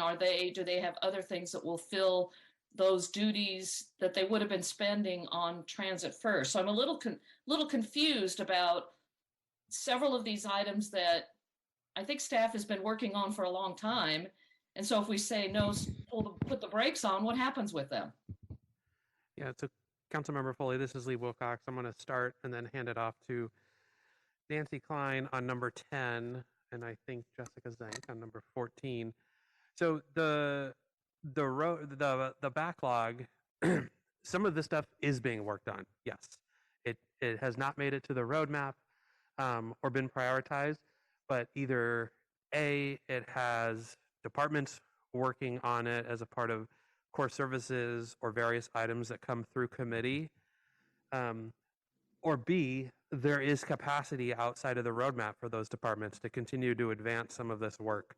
Where we use it is in the area of prioritization. So Transit First policy, specifically as an example, since you raised it, as we move forward, staff can continue to work on a Transit First policy framework if it stays on the backlog. Quite frankly, a lot of their goals and a lot of their planning incorporates this work anyway. But if we run into resource problems within the Department of Transportation and conflicting staff, say with the Vision Zero item and the planning efforts around that within the Department of Transportation, that would supersede that for us. So some of this work can still proceed as planned. Go ahead, Nancy, on number 10. Thank you very much, Nancy Klein, Economic Development. On number 10, the fee framework, as we call it now, will be coming to CED in June. So staff has definitely and continues to work on the item, and you will see it soon. So, Nancy, you just kind of made my point that here's something that's sitting on the backlog list, yet I know staff's been working on it because we've been hoping to get this report for several months, and now it's coming to us to take a look at the universal development fee. So if it doesn't make it off this list to the priority, I mean, it sounds like it's going to be done anyway. Yeah. So I'm just kind of confused about the whole backlog process. So I think on that, Councilmember Foley, this is Lee Wilcox again. I think on our side, just around recognizing that was coming forward and how soon it was coming forward, it's probably a mistake to keep on the backlog. So I would make the recommendation that we cross that off so that you don't need to spend one of your 10 votes on that since it's coming forward anyway. Great. That's what I was going to suggest. Can I not use one of my 10 votes on the universal development fee? So thank you. You answered that question. All right. Well, I'm not going to throw any other items out that I think are important. I want to hear what my council colleagues have to say, but the message I just wanted to get across is that I know staff is working on many of these things already. The ones in my committee, I know for sure, but everyone who chairs a committee, they know what they're working on too. And I don't want staff to feel that we're not prioritizing and that the work that they're doing isn't important, the efforts that they've made already in connection with these initiatives aren't critical and that we don't want them to go forward. So I just want staff to feel assured that their work is not for naught. And with that, I know my 5 minutes, I've reached my 5 minutes. So I will cede what lack of time I have to the next person. Thank you. Well, congratulations. You got a victory in knocking one item off the list. All right, Councilmember Davis. So since I'm head of T&E and we didn't get to it with Councilmember Foley's question, can Jessica weigh in on the transit first or John weigh in on the transit first policy framework and whether we can knock that one off the list as well? This is Jessica Zank, Deputy Director for DOT. The Transit First policy framework is coming to City Council this summer. And so that has been able to take advantage of concurrent work through Move San Jose. So, was able to keep moving during the last 2 years. Yeah, and this is Dolan. For everyone's clarification, the work on the backlog was filtered about 6 weeks ago. And so at that time, there were some questions about when things were coming and would they make it. So I think the simple answer is if the work is far enough along, or of course, it should just come off the backlog, right? This is probably more catching up with the work that was done and making sure it was going to be done and brought to council in some way, shape, or form before June 30th. So I think, as Jessica just said, that's done and that will be removed from the backlog. Great. So we're also removing number 14. Yes, and my understanding as well, Jessica, before the question comes up, is that number 6, if that's correct, does not, okay. Number 6 remains on the list. It's number 14 that comes off the list. Yeah, Yes. 10 and 14 can be removed from the list. Okay. And then I guess since I still have time, I will ask anyone else from other departments if you see anything on the backlog list that has made progress in the last 6 weeks and is scheduled to come either before June 30th or in the first part of the next fiscal year to a committee.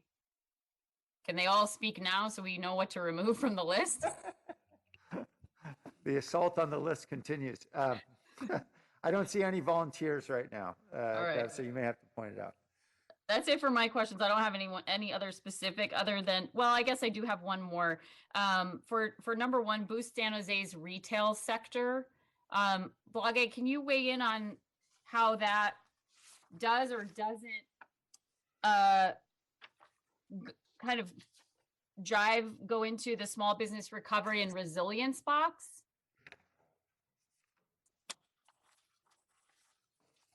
I'm sorry, I can't, I'm hoping Blog is still there. She's coming. Okay. I am. I'm here. Thank you. Thanks, Sorry, I can't Councilmember. see you. No problem. So Blog is Welch with Economic Development.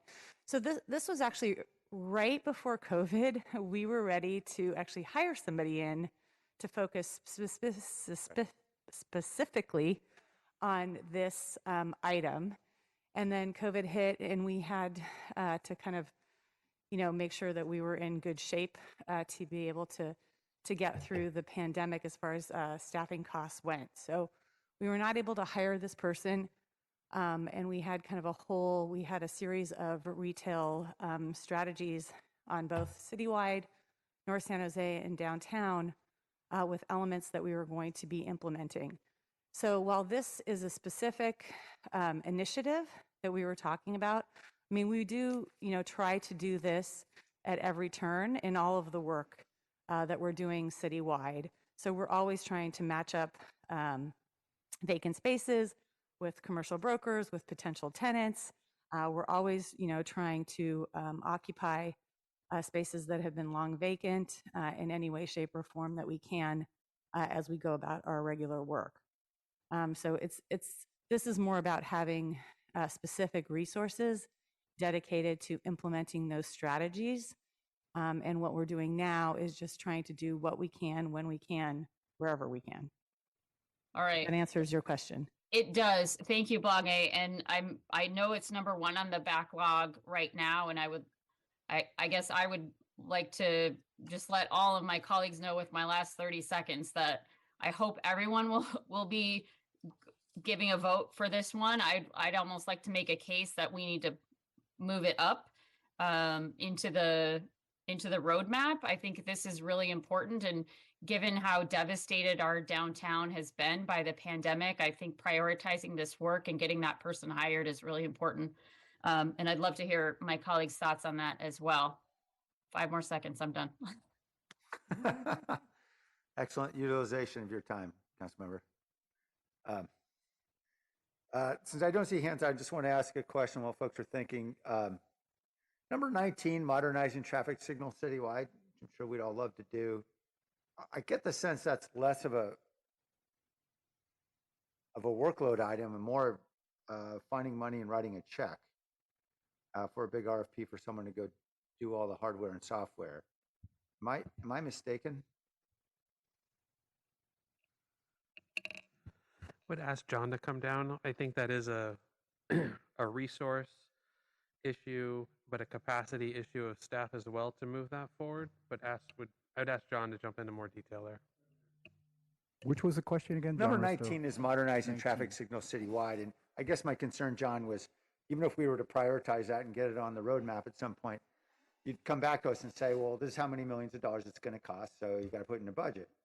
I think we'd be stuck in the same place, wouldn't he? Yeah, it's all about how much it's going to cost to upgrade these very old signals. Yeah. Get them into, more modern technologies, add fiber to connect cameras. It's an expensive operation. Right. I don't think we have that number right now. It's been a while since this has been on there. So yeah, it's a budget issue. Okay. So, and even in terms of workload, this is probably the kind of work, if we didn't have the capacity, we'd probably go get a consultant anyway to go tell us, hey, how much is this going to For cost? a full-on comprehensive upgrade of all the signals and fiber. We're doing it in pieces. Yeah. But to get a whole number, it'll take us some work to do that, right? Okay.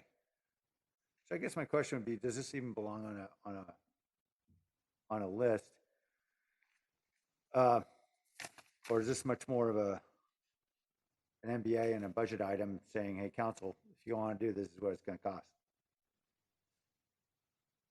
Well, so to help John out a bit, this is Dolan. I mean, council put it there last year. Oh, is that right? So because this is on the council list, so I think that, but I think it's a valid question to revisit all of these, right? So, John, I guess the question is a significant management lift to actually do the work of refreshing the business case around this? It would, and because just the title of this, modernizing traffic signals citywide, is a pretty big effort to do that, to keep up with the technology. Again, connecting them with the fiber, getting cameras on all roughly 1,000 intersections. Yeah. So it, if we wanted to get the best of the best, that's an effort to put all that together.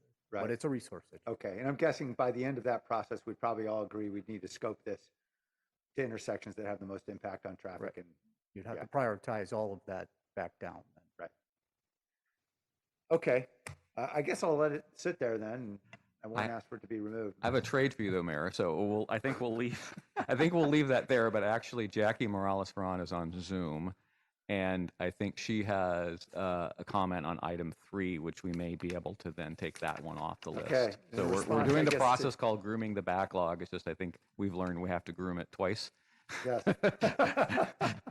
Well, okay. So Jackie is taking Councilmember Davis's invitation. Yes, I am. I'm accepting Councilmember Davis's challenge. And looking at the anti-displacement preference ordinance, we're actively working on it. We're having issues with the state, but there's nothing that the council could do at this point to move it along any faster. And as soon as we get what we need from the state, it's the housing department's intention to move it forward. And you have prioritized this through our anti-displacement strategy. So it is already in another document as something that we've agreed we are going to be working on. Okay, so then we have the blessing to strike number 3. Yes. All right, Council 3, list 0. Here we go. All right, any other comments or questions? I think we've whittled it down now. We only have 10 items left. So, and you may want to reconsider how many choices you give us. I don't know. Isn't it n divided by 3 or something? Isn't that the No, formula? we're not going to throw any algorithm in Okay. like in years past. I think 10 votes is appropriate given the backlog as well as the other referrals. Okay. And again, you don't need to use all 10 votes, I guess is what we would clarify if you don't want to. Right. Councilmember Mahan. Just a quick question. We effectively struck 310 and was it 17? I missed the third one. 14. 14. Got it. Thank you. Okay.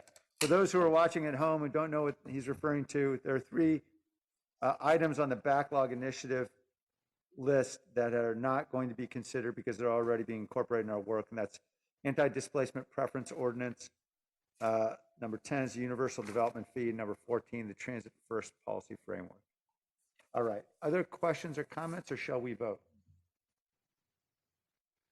Councilmember Davis. Sorry, just one more on the public safety power shutoffs grid bond financing program. Is that not part of our resiliency work already? Not at this scale. This is some of this was us independently going after funding for the grid work separate from the microgrids. The microgrid work we're doing, it would be both around new development primarily and then around facilities that we own. This was a more aggressive, I think, in my recollection of it, was more aggressively looking at a broader range of citywide grid. I may be misremembering that. So to the extent that the microgrid work in downtown and the microgrid work in our facilities is part of this, those are already on the work plan. This was again, my recollection was this was a broader one, but I may be misremembering that. Okay, thanks, Kip. Councilmember Foley.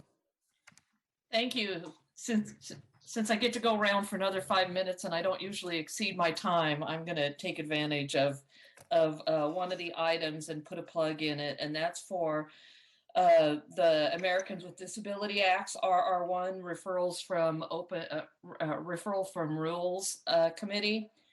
And I think this is really important, but it's not just important for the small business districts that are named in this item. It really is a small business item that affects all of our small businesses throughout the city. So I really think this is critical that we educate our small businesses on the need to comply with ADA and give them the outreach that they need, but that our efforts not be focused on areas that have defined corridors, defined business corridors. That's important, of course, but we all have businesses in our areas that have been targeted for ADA violations, and they need assistance and they need education just like anyone else who's in a more vibrant business district like the downtown area or Kai Willow or Lincoln Avenue or any of those. So I really would encourage staff to reach beyond the areas that are listed in this item and include that education and multi-language distribution of information in all of our districts and all of our businesses. And actually that's the only, and I'd like to encourage you all to vote for it because ADA compliance is really important and assistance for these businesses. Thanks. Thank you. Councilmember Esparza? Thank you. I just wanted to piggyback onto Councilmember Foley. It's also an issue of equity. It's a way of helping our diverse businesses as well. Little Saigon, La Placita in my district. It can actually make access to businesses, particularly in cultural districts, more accessible to more people. And so I thank Councilmember Foley for her wise words, and I'm absolutely going to be supporting it. I also wanted to ask a question on the Ellis Act. So it was just an update that is coming back to us? Hi, this is Jackie Morales-Brand. I'm the Director of Housing.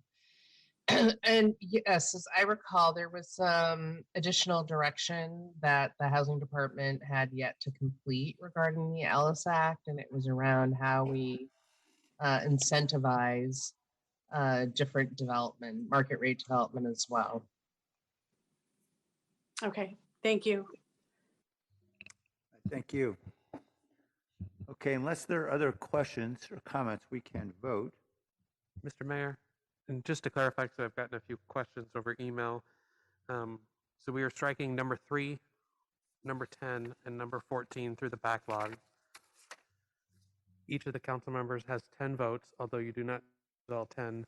And then just one clarity, you are not just voting on the 10 backlog initiatives, but also in the initiative captured from the Rules and Open Government Committee or the referrals from the Charter Review Commission and Reimagining effort. Right. Thank you.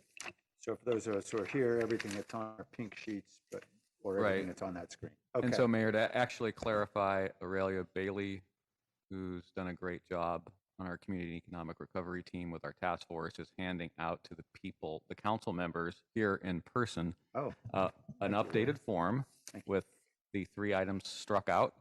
So you can cast your up to, but no more than 10 votes, at most 1 per initiative. And then an email has gone out. An email has gone out to all remote council members, so they can also vote using Microsoft Forms that's just been sent to them as well. So Okay. we can take a 5-minute break. Sure. for the scoring, and then we're going to continue on. And then when we have it, we'll do a reveal at the end of, as soon as they're ready, or at the end of the session. Sounds good. So we'll take a 5-minute break while council in person and remote does their voting. Okay. When you're finished voting, you can hand the forms to Eric Great. Jensen. Thank you. We'll get to work with our crayons. Everybody take a break. Mayor, I haven't gotten an email. Oh, I just Councilmember got it. Esparza? Okay, just got it from Eric Jensen. Is that correct? Yeah, yes. Yeah.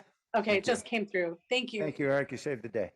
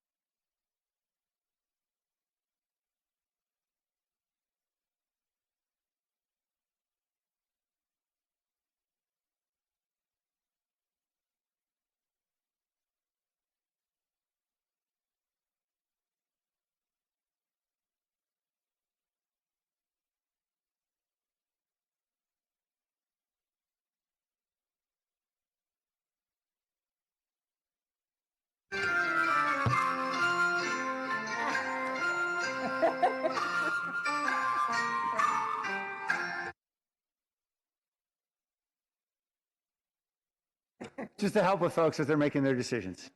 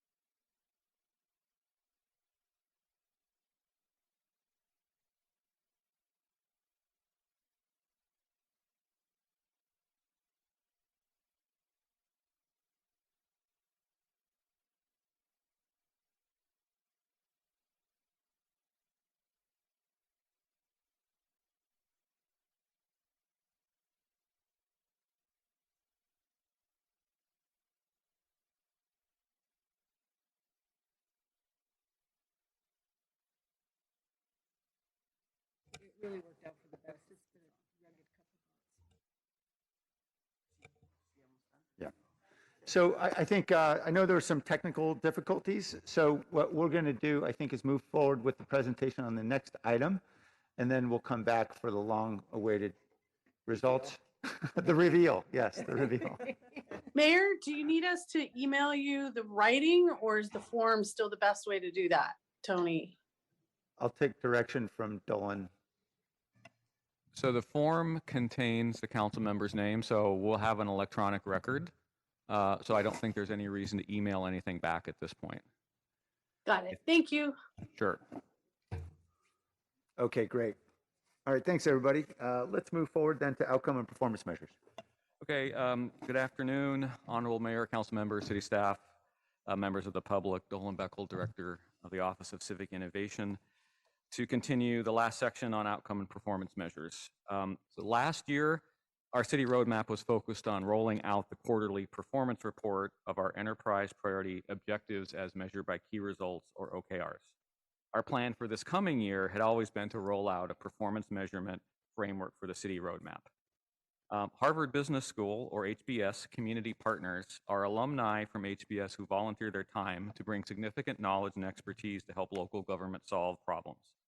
As our plans for formulating a city roadmap measurement framework are getting sidetracked by COVID, as Lee had said in his introduction, I decided to engage a trusted partner who has done several successful projects with the city, HBS community partners, to see if they would accept our proposal, which was a challenge. How might the city develop a robust city roadmap, outcome, and performance measurement and management framework? I was very thankful that the HBS community partners accepted our challenge, and their work is currently in progress and on a promotional basis. The lead of the HBS team is in the audience here, and I'd like Larry to briefly stand up. I think a number of the council and administration have met him via Zoom, but not in person. So thanks again for accepting the challenge as one of your projects this year. So to briefly summarize their project, the scope for their work includes, for the discovery phase, interviewing stakeholders from the city council, the administration and staff, researching city measures and metrics being reported and adopted, being reported in the adopted budget and in the city roadmap. For the analysis phase, synthesizing their findings, developing a framework, and identifying and scoping a pilot.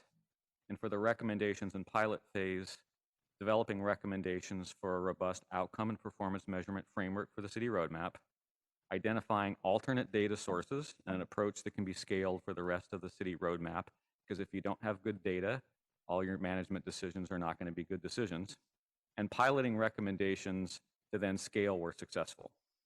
The HBS recommendations are due next month and will be used to validate and improve our current work in progress approach, which I will be discussing shortly.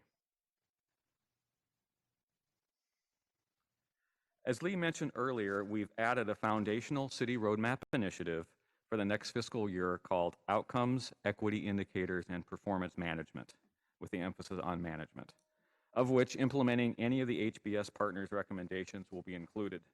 This will be a multi-year transformation, and the scope includes, but is not limited to, including the Office of Racial Equity's work plan on outcomes and equity indicators, very importantly, aligning the city roadmap and the city service areas, identifying data for disaggregation, collecting both qualitative and quantitative data that we currently don't collect in order to measure outcome and performance, creating and publishing monthly dashboards, refreshing the city service area measures, department performance measures, and key activities and workloads as we align the roadmap and the CSAs, city service areas, modernizing our organizational, cultural process, and technology capabilities to transform and sustain our performance management, building a common understanding, including a glossary of definitions, and last but not least, leveraging the pilot and recommendations from HBS community partners. As mentioned earlier, our plan for the coming year had always been to roll out a measurement framework for the city roadmap. In terms of our status, we have started developing an approach, which I will present next. We are aligning this approach with the March budget message direction, and we started iterating with enterprise priority executive stakeholders, initiative leads on defining outcome, performance measures, and targets. It is definitely a work in progress. So the approach we have started to design incorporates outcome measures and performance measures into our quarterly roadmap reporting using the objectives as measured by key results, or OKRs. Last year, we focused the key results on outputs, milestones, and deliverables, which was intentional to get more of an execution and delivery focus, especially given a number of these initiatives had time-boxed funding. We also wanted to allow the organization time to adopt and institutionalize the OKR approach. This coming year, as part of the initiative Outcomes, Equity Indicators, and Performance Management, we plan to leverage that and balance our execution and delivery key results by adding outcome measures and performance measures to the key results. So an example of one possible solution leveraging this approach is shown here with an example of the objectives as measured by key results, or OKRs, status report we bring to council on a quarterly basis and staff uses on a monthly basis. Each objective would have a set of related measurement key results as shown in the pink box, with an outcome measure, which really describes the impact, and a performance measure, which describes how well we're doing. Often performance is a proxy for an outcome that we can't measure yet. It would also include the annual target for the outcome measure as shown in the pink box, as shown above in the pink box. So in order to track execution progress and make course corrections on a monthly or quarterly basis, which is important for large complex organizations, we would also continue to include a very limited number of related output milestones and deliverable key results, as shown in the second and third box, the blue and green boxes respectively. We've had discussions in the past from council about things looking very output related as opposed to performance related, and this is how we would do this. We'd be dramatically reducing the number of outputs, milestones, and key deliverables, and focusing on an outcome and a performance measure. We'll bring updates to council on finalizing and implementing our approach on a regular basis as part of our quarterly roadmap update on the new outcomes, equity indicators, and performance management initiative, and this will include the HBS recommendations. Finally, I would like to note that very recently the San Francisco Office of Economic Development and Workforce reached out to the city of San Jose to leverage this approach for their modernization, including both the objectives as key results framework and the measurement framework. So Khaled, we may want to go for a three-peat on the most innovative city in America, just saying. So we know that members would like to complete this session by 3 o'clock. So that was a very quick run through. This concludes our presentation on this section of the study session, and we welcome questions from the council. Thank you, Dawn. That was very abbreviated, but very effective. All right, let's go to comments from members of the public first. There are no hands. Okay. Let's go back to the council.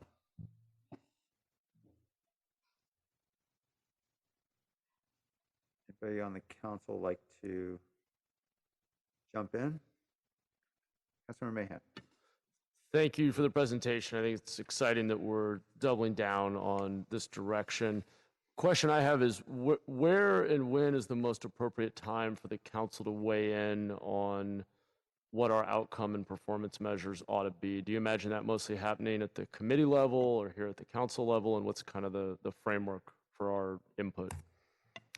I think that there's quite a bit of work that needs to be done before we come to council, because coming to council with this would be our outcome, but we don't know how to measure it because the measure doesn't exist wouldn't be very productive.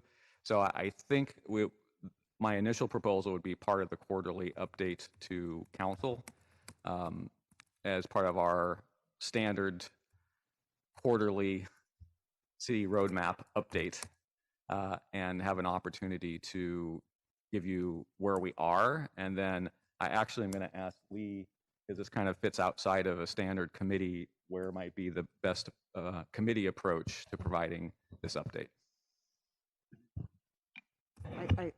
I think I can take it. I think that maybe some check-in progress in our public safety, finance, and our strategic support committee would be the appropriate place, since this is the strategic support function, but then bringing it to the full council, because it's ultimately the full council who needs to decide if our outcomes are appropriate and our measures and things like that. But probably a stop in and making sure we're on the right track to a committee before we make it to the full council would be a good idea.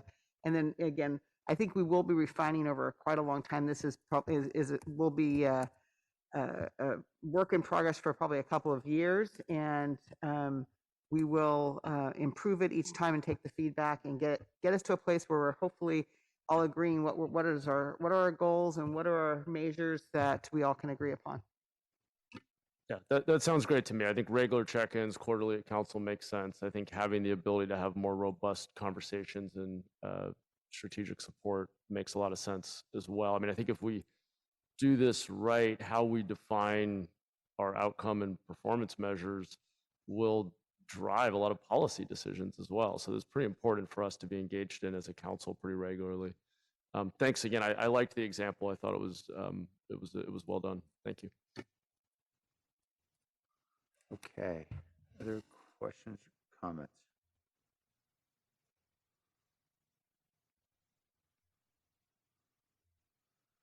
Okay, I don't see any hands. I also agree. It's well done. I appreciate the effort to make some transition from outputs to outcomes. I think that's going to be great to help guide and focus our work. All right. Then we don't have any other questions. Council, excuse me, Mayor, I was checking to see if we're ready to do the Reveal. The reveal. Yes. And I think we have a couple options. If I don't have an update, we were prepared to show the numbers, kind of an interim result without council member Arenas' votes, or we can wait and publish those as part of the MBA. And if we can just take a minute or two to find out where we are in the status. I think she indicates her team tried to text them to somebody on your team. She was having problems At this with point in time, connection. unfortunately, we haven't received them. So I am wondering if we can just call her and score them we'll on a double sheet. back. Okay. For that, we'll take a recess for now and see if we can get the results. Thanks. So I think give us 5 minutes. We should be able to have her provide them to us via the phone if we have to use that technology.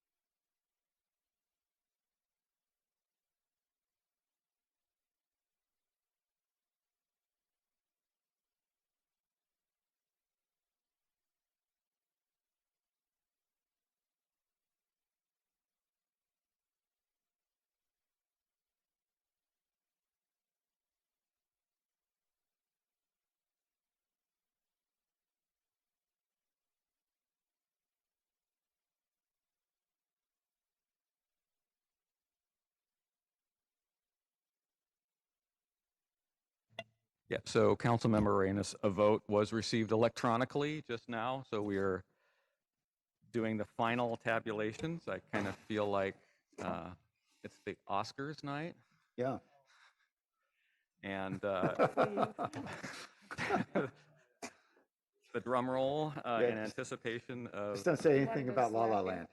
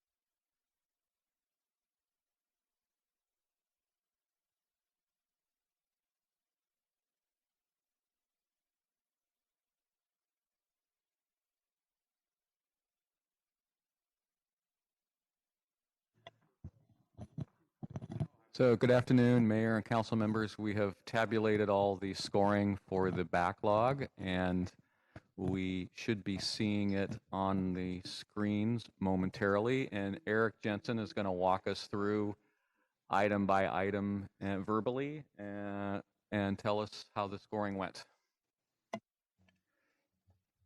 Afternoon, Mayor and Council members of the public, Eric Chiarella Jensen. We have results to share with you. So what you're seeing on the screen right now is the prioritization results from each council member and the mayor. A clear top 10. So the new priority score on the left actually removes the previous coding and now has a new priority order for each of the 28 initiatives in the backlog for the city roadmap.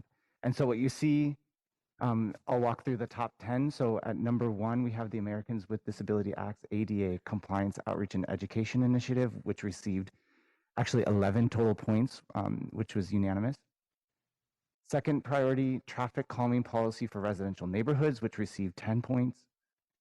Third, boost San Jose's retail sector with 9. Fourth, moderate income housing plan, which received 7. And note that when there are ties, we just did numerically and then alphabetically as the second order. So 4 and 5 both received 7 total points, but the only reason we put that in that order was because of alphabetical. So number 6 is the staffing analysis, which also received 7 total points. 6th was the affordable housing construction policy on city land, which received 6 points. 7th, existing homeless shelter expansion in industrial zones, which received 6 points. 8, parks operations and maintenance financing district, which received 6 as well. 9 was private percent for art, which also received 6 points. And then 10th to round out the top 10, receiving 5 total points, was modernizing traffic signals citywide. And so with that, those are the top 10 results from the prioritization exercise. Thanks, Eric. And just to confirm, obviously, how we work the backlog will depend on the skill set necessary, departmental capacity, and other options. So that's not to say that something that isn't 11 or 12 might be the most logical thing to work on. So the entire backlog is the backlog. All, I'll say 25 items are the backlog. And we'll work them, obviously, in priority order to determine if we can work them, but we will consider the entire backlog as kind of the pipeline of what's next in line. And that, Mayor, concludes our presentation. So Dolan, just to clarify, I thought we had discussed it would just be the top 10 would be the backlog, because things that had low votes, we would just drop off and we'd do a new backlog and prioritize backlog at a future date if we could get through the top 10. And that's why I think that I would like to suggest for council consideration. Okay, that is fine. That also works as well. We can do a new prioritization process once we get through the top 10. Okay, great. Okay, so I don't think you need council action, right? You already got it? No, we don't. Okay. And I can close this out quickly, just on the closing and next steps. So we will be taking the council input from today and releasing a second manager's budget addendum on the city roadmap with the final roadmap that was approved today, as well as this prioritization backlog that you just went through. We do plan on continuing work with Harvard community partners on the outcomes and performance measures pilot with the Beautify SJ team. And that we will be integrating council feedback into how we approach the outcomes, equity indicators, and performance management initiatives, and build those into regular updates with the full council and the Public Safety and Strategic Support Committee. And then in July, or after the budget is passed, we will be engaging the initiative leads and directors to develop the various charters, visions, and work plans for the initiatives that were approved today. And then lastly, I do want to give a special thanks to Dolan Beckel and Eric Jensen as the producers of today's session and producers of the draft roadmap. Thank you very much for your leadership and expertise.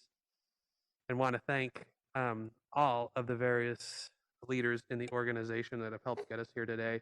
As we talked about continuous improvement and evolving, and how we do this is important to us, that we continue to be at the top of our game And none of that happens without the people in this organization. So would like to thank everyone involved for the production of this. And with that, that includes our presentation, Mayor. Thank you. And just to echo, thanks everybody for your hard work. Thank you, particular Eric and Nolan. Eric and Dolan, excuse me. This is a pretty seamless set of deliberations and decisions, and I appreciate it. I think we got to good outcome in the end. And if anybody wants to challenge the voting process, then you should name Dolan or Eric as the named defendants in the lawsuit. Okay. All right. Thanks. The meeting's adjourned.